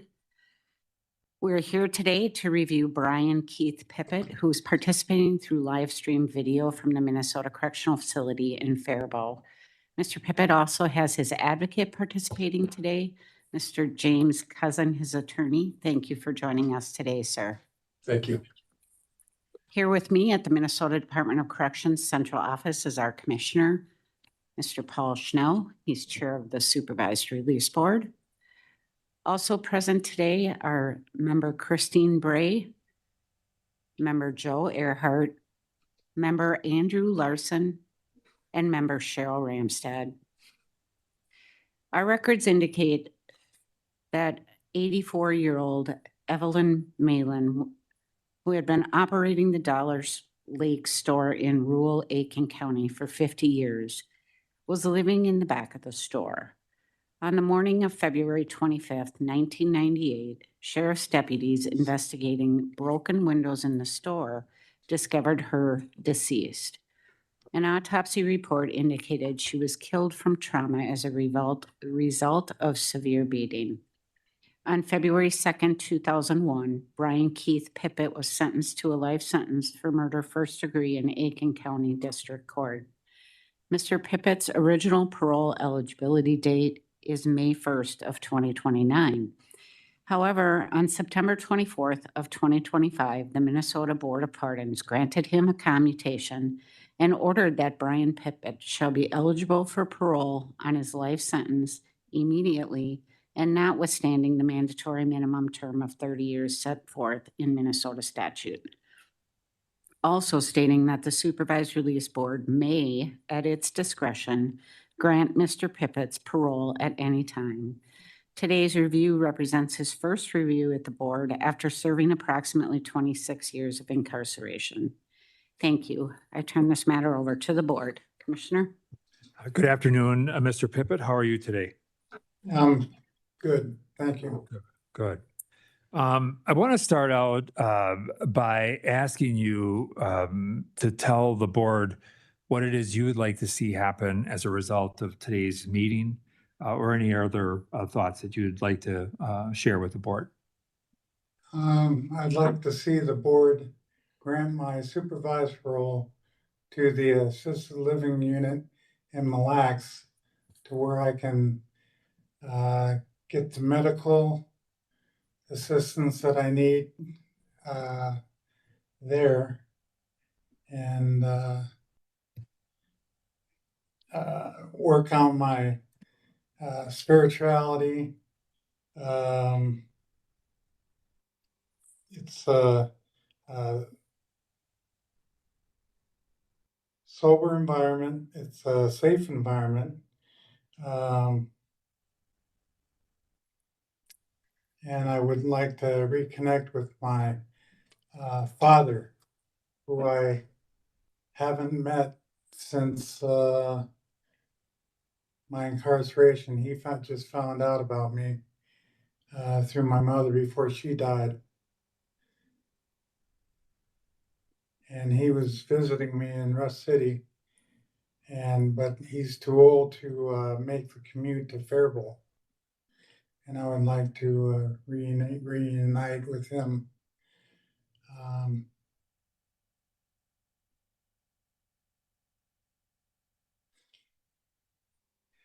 What, and let me just ask, do you feel as though it is, well, I mean, let me change that question.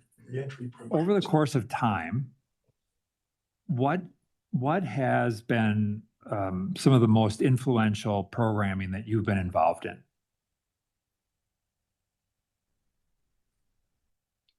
Influential programming. Programs or services that you participated in? I would say the dog program. I started the dog program. 4 of us started the dog program in Rust City, and I was part of that, which grew into 100 participants over the course of many years until it was probably phased out. And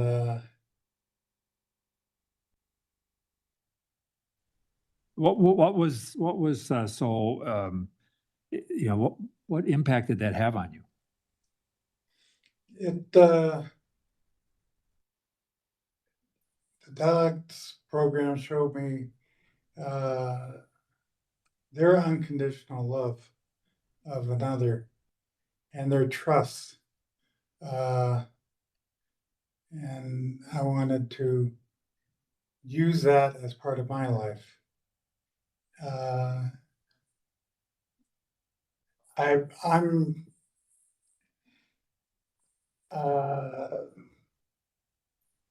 a totally different person than when I first came in. I'd say I had a dream that I was that my life is a blank canvas, and now compared to back then, and I have these new paints, these colored paints. And I have the Centurion Ministries that help me, the Great North Innocent Project to help me. I have the tribal community to help me. I have the transition services there on the tribal programs to help me transition back into the community. I have the medical uh, uh, facility right there to help me with medical things that I need. The people that I used to drink with was my brothers and sisters, and they have all passed since I had 4 brothers and 2 sisters, and I have 1 sister left, and she's been sober for I don't know, something like 30, 40 years. And have a niece that's in uh, substance use disorder programs in a program that on the reservation. I have another sister on my father's side that's in the same field. So I have all these resources and new paints that I can color my new life in. And I've learned that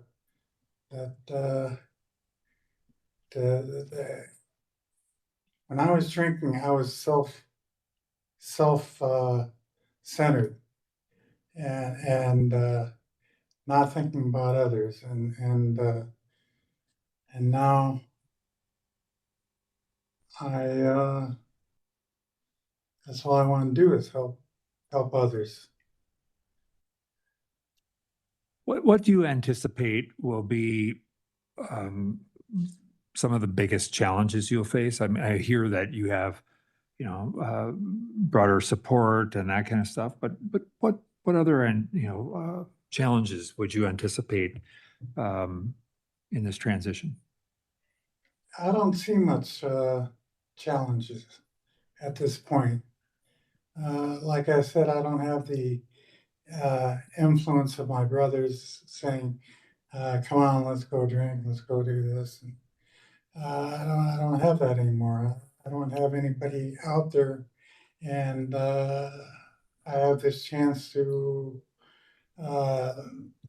find new people that will be helpful in my life as well as I'm helpful in their life. And that's what I'm looking for. Thank you. I'm going to open this up to other board members for questions.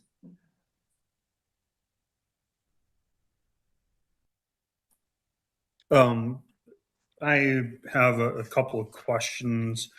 So one, you mentioned, Mr. Pippett, that all you want to do is to be able to help others moving forward. Like, can you talk a little bit about that? Like, what are some things that you have done during your incarceration to help others? Well, when I help people in the unit that I'm in at this time with any help that they need, and they know that they can come to me. And I had a job as a writing aide, and that ended when that person didn't need me anymore, and he left to work release, and that job ended, and there was people there that used my services to help, because I helped them write letters and helped them fill out kites, and they didn't have anybody to turn to, and I kept that going. I still help them. Okay. So you also indicated, so you don't think there'll be much for challenges for you when you're released and Overloading. I need to, I think that, I heard that it moves fast out there and I'm hoping this transition program in Mille Lacs will help me ease into things and I'm not I don't like to get caught up in a rat race and I think just sensory overload.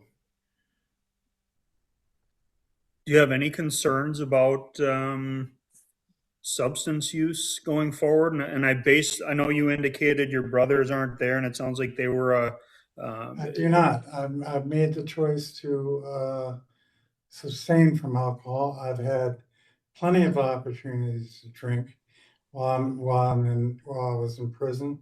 I've even had uh, opportunities to drink liquor while in prison, and I've refused.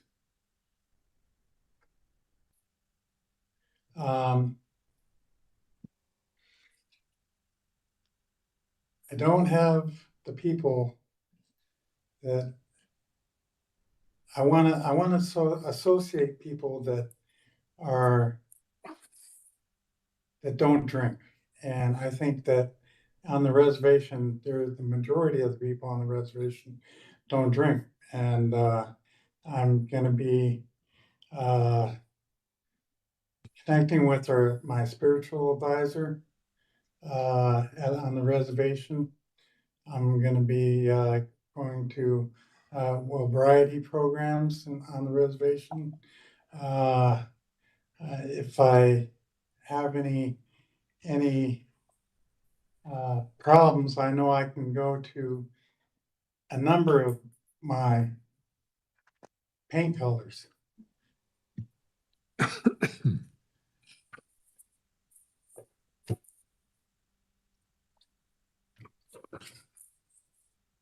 Any other questions from board members? Yes, I have one. Mr. Pippett, in the comprehensive risk assessment that was done about 3 weeks ago Yes. by a psychologist,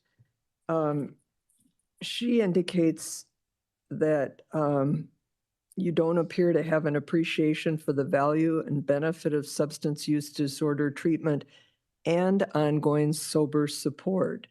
And she says, she continues, because abstinence from substances and alcohol specifically is crucial to violence mitigation, Mr. Pippett could enhance his release plan by expanding his plans to include specific groups, meetings, or resources he intends to incorporate into his transition plan. I hear your comments being very general, and I hear you saying that you're influenced by those around you and that people on the reservation don't drink, which I question. And I mean, people drink everywhere. And then you're saying that these people who influenced you before are no longer there. But what I hear her saying is the important thing is ongoing sober support by looking at specific groups, meetings, or resources you intend to incorporate into your transition plan. And I don't hear any specifics that you intend to pursue to support your sobriety. Well, I thought that's what Wilbriety was. And I would, I think it is a choice, to drink or not. And I do believe that people have triggers. And I did not say that I would not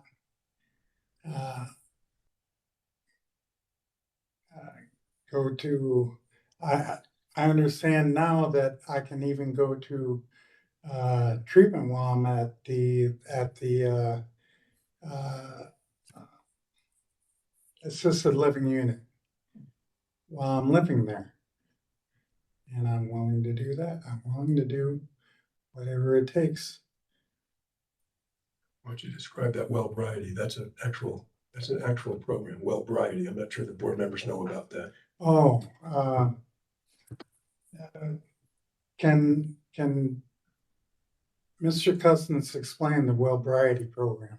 I'm somewhat familiar with it just from my meetings with the tribal leaders, and Wellbriety is just an ongoing support program, that's based on the, includes kind of culturally specific elements. Why don't you say you're going to do that? And you indicated that's one of the things that you would plan on participating in, Mr. Pippett? It is, yes. Okay.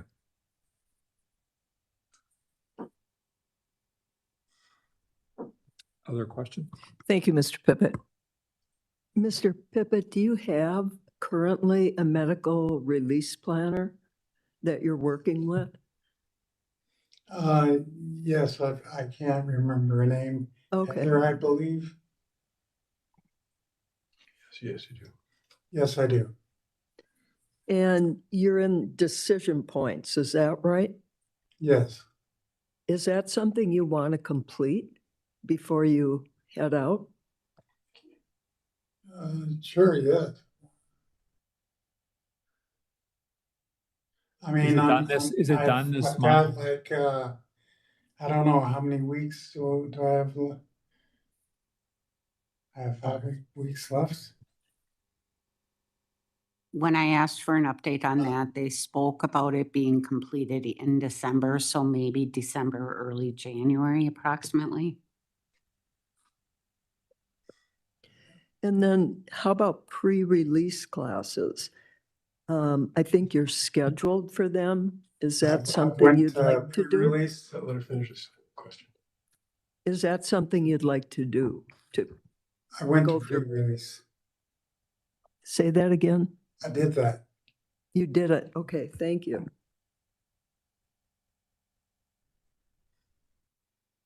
Any other questions? I'll turn to Mr. Centurion, your advocate, just to provide whatever insights or thoughts you have as it relates to Mr. Pippett. Thank you. Good afternoon. My name's Jim Cousins. I'm an attorney with the Centurion Innocence Organization. We, together with the Great North Innocence Project, represent Mr. Pippett. I'd like to briefly highlight some of the qualities that Mr. Pippett has exhibited during his incarceration that demonstrate his suitability for release. Number one is behavior. As I'm sure the board can appreciate, it's no easy task to live in a prison environment and have no infractions for the last 9 continuous years, not a single glitch. And I think he only had 2 infractions the 6 years before that. And he's never had any disciplinary record for any form of violence, threatening, or confrontation of any kind in his 26 years of incarceration. It's a record of a man who's determined to live by the laws of the institution. Another quality is his work ethic and reliability. He's had many jobs over the course of his incarceration. He always wanted to work. And from the most menial janitorial task to the much more cerebral job of tutoring illiterate inmates, taking a literacy approach and teaching literacy to illiterate inmates, and in a writing aid job, he was preparing communications, writing letters, and reading for disabled inmates. And in all of those jobs, he demonstrated a reliability, a conscientiousness, a diligence. And in fact, let me just borrow a couple of phrases from his most recent work evaluation. He's self-directed and shows ability to think for himself, exceeding standards set by the program. He consistently shows care and interest in work and actively works to advance knowledge and skills. I want to highlight something else that I'm going to call his humanity. Some of this was discussed earlier in the hearing today, but he has a certain humanity about him. I think that was demonstrated by the dog handling program that he established. I think it's demonstrated by his ability to avoid confrontation, to de-escalate situations, avoid conflict. I think even more important than that is his willingness to help other residents. As an example of that, after the writing aid program was discontinued, Mr. Pippett took it on himself to continue to provide reading and writing services to those in need. And on the comprehensive risk assessment, the assessor noted, quote, he has a capacity for empathy and his behaviors reflect his efforts to act in a caring manner to others. DOC staff and professionals have described him as mild-mannered, respectful, considerate, and productive. And I think these qualities will serve him and the community well on his release. His medical condition is quite serious, as you know from the submissions. He has diabetes, asthma, spinal stenosis, a heart condition. He has had 2 knee replacements. He cannot walk without a walker. He has an enlarged wall of one of his heart chambers, I should say. But I do understand that there is a medical release plan that's in place that's going to address all of these situations. With respect to the reentry and reacclimation plans, there are specific arrangements in place that I think should address all concerns. He has a place reserved for him for immediate residency at the assisted living facility in Mille Lacs, where his mental and physical health needs will be met and social services provided. It's a safe, stable, sober house. It's a sober house. The Mille Lacs Band has an individualized reentry management program that assists members in transitioning from incarceration into society. It's a pretty comprehensive plan with all kinds of different programs. He will receive extensive ongoing support from the Mille Lacs Band, from Centurion, my organization, and from his family. All is detailed in the letters that were submitted to the board from Chief Wind, Katie Benson, Pam Feig, Lindsay Musquades. So he can live in peace on the reservation in Mille Lacs and be a productive, law-abiding member of his community and hopefully improve his health. He intends to perform volunteer work. He wants to obtain employment when possible. And part of the program there is to figure out how do you get employment and so forth and assist in that. He wants to further his interest and engage in Native American cultural and spiritual activities, help with his family. And with respect to sobriety, he's become keenly appreciative of the benefits of sobriety and the destructiveness of alcohol abuse. And he intends to dedicate himself to a life free of alcohol. He'll participate in Native American cultural-based sobriety activities like wellbriety, and maintain the sobriety that he's self-exercised for the last 27 years. I'd like to make a personal observation. I've come to know Mr. Pippett well over the last 10 years that I've been working with him on his case. I've come to know him as a gentle, grateful, caring, intelligent, honest man. With respect to that last point, he has never told me a single thing that turned out to be untrue. He has never misrepresented anything. And I think weaving all these points together, I think that he is perfectly suited for supervised release. Thank you. Thank you, and thank you for being here. We Commissioner, appreciate it. I have a quick question. Did I understand you correctly? The assisted living home is a sober home? Yes. Thank you. Okay. I just, before the board begins discussion and deliberation about next steps, Mr. Pippett, I want to provide you with one last opportunity to provide any final comment you'd like to the board. No, I'll leave that to Mr. Cousins. I think he did a great job of summarizing. So it's you don't have to, but I wanted to at least just give you that opportunity if you wanted to say anything. No need to though. Okay. At this time, we'll close the Q&A portion of this discussion, and during board discussion and deliberation, the board would not entertain any questions or allow interruptions. And with that, I would open this to the board for discussion and next steps. I have to say, I don't think he's a risk to public safety, given his medical condition and the way he's conducted himself. So I would make a motion for parole. And I'll second that. I would second that. Question of Oh, sorry. of this program. So what I would just say that, it's going to take a little bit of time because we do have some requirements just around like getting an agent assigned and some of those sorts of things, which I think need to happen. And, that can take a little bit of time. We can certainly try to expedite that, but it's not, I just want to be clear, it's not going to happen by Christmas. It's going to be, somewhat proximate, into early next year, but I think it would allow him to complete that program and continue to work with the release planners and ensure that, that coordination for a release. And so that, that date could be set as soon as those requirements have been completed and an agent is assigned, if that makes sense. Thank you. Mhm. All right, so there is a motion and a second. Any other questions? Suggestions? All right, to the motion, Board Member Bray, Yes. Board Member Earhart, Yes. Board Member Larson, Yeah, yes. Board Member Ramstead, Yes. and Schnell votes yes. Mr. Pippett, your parole is going to be granted. We don't give you a date because we have some things that we have to work through in terms of an agent assignment. HRU will process that request as quickly as we can to get that agent assigned. That's simply a requirement. And we'll be, working with you and the tribe just in terms of that transition. In the meantime, we would like to see you finish up decision points as long as you're in it, and that's good. And how you use this time until we get this approved.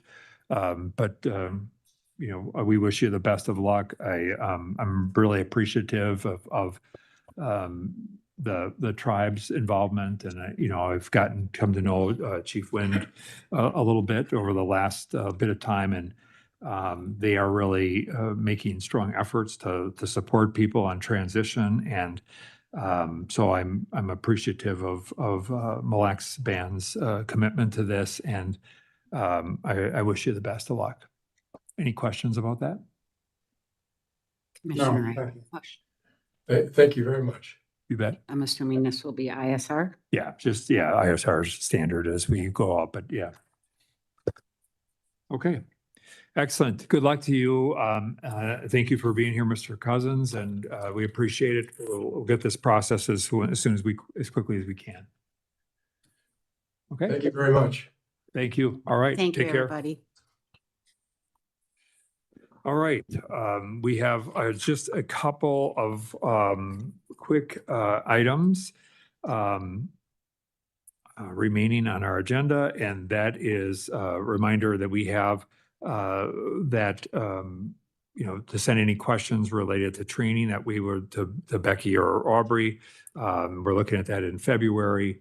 And for those people who are pending reappointment or have applied for reappointment, we do know that they have begun that process. Those names have been sent over, and so we'll we would anticipate those decisions to be made probably sometime after the first of the year as we go forward. There is also we have we'll just deal with the minutes first. We have the minutes from the meeting of November 12th. And I wonder if there would be someone who would be so kind as to move approval of those minutes. Motion and a second. Any discussion or corrections? Hearing none. All in favor signify by saying aye. Aye. Opposed? And that those minutes are approved. The last item on our agenda is the discharge of application that has been submitted by Miss Lillian Simmons. Miss Simmons has been out on parole status for, I believe, more than 10 years now. She has made application to seeking discharge from that. We have received also a report from the supervising agent who has provided background information in terms of her employment, her residency. As she has had no violations throughout her 10-year period of supervision, and has been in communications with the agent while they have deferred. They did not make a recommendations, but they have found her to be positive and respectful, and has no concerns involving her current behaviors. And the Hennepin County agent deferred that the issue or question of discharge to this board, which is appropriate in accordance with the law. And so with that, it is a matter for us to look at making that decision. And just by way of history, her parole eligibility date was April 10th of 2006. She was paroled on September 8th of 2015. She had multiple reviews, life sentence reviews, prior to her transition to work release, and then being transitioned to ISR in September of 2015. All reports that have been received indicate compliance with all of the terms and conditions of her release. And so on the basis of that, I would ask, and I guess I would move that she be granted a discharge of her parole by action of this board. Is there a second? Second. There's a motion and a second. Any discussion? What does this do? Does this eliminate parole for the rest of her life? Yes. She would be, the way it works is after 10 years, people can apply for discharge of their parole. And that's something that statutory authority that previously had been given to the commissioner and now rests with the board. After 10 years. After, we set that term. Yes. And then, but we get the decision about discharge remains here. All right, we have a motion and a second. To the motion, Board Member Bray, Yes. Board Member Earhart, Yes. Board Member Larson, Yes. Board Member Ramstead, Yes. and Schnell votes yes. With that, the discharge for parole has been approved. We have no other business. We have our next meeting of the board is on January 13th here. And with that, I would entertain a motion for adjournment. So moved. Second, and we are adjourned. Thank you. Becky, did you?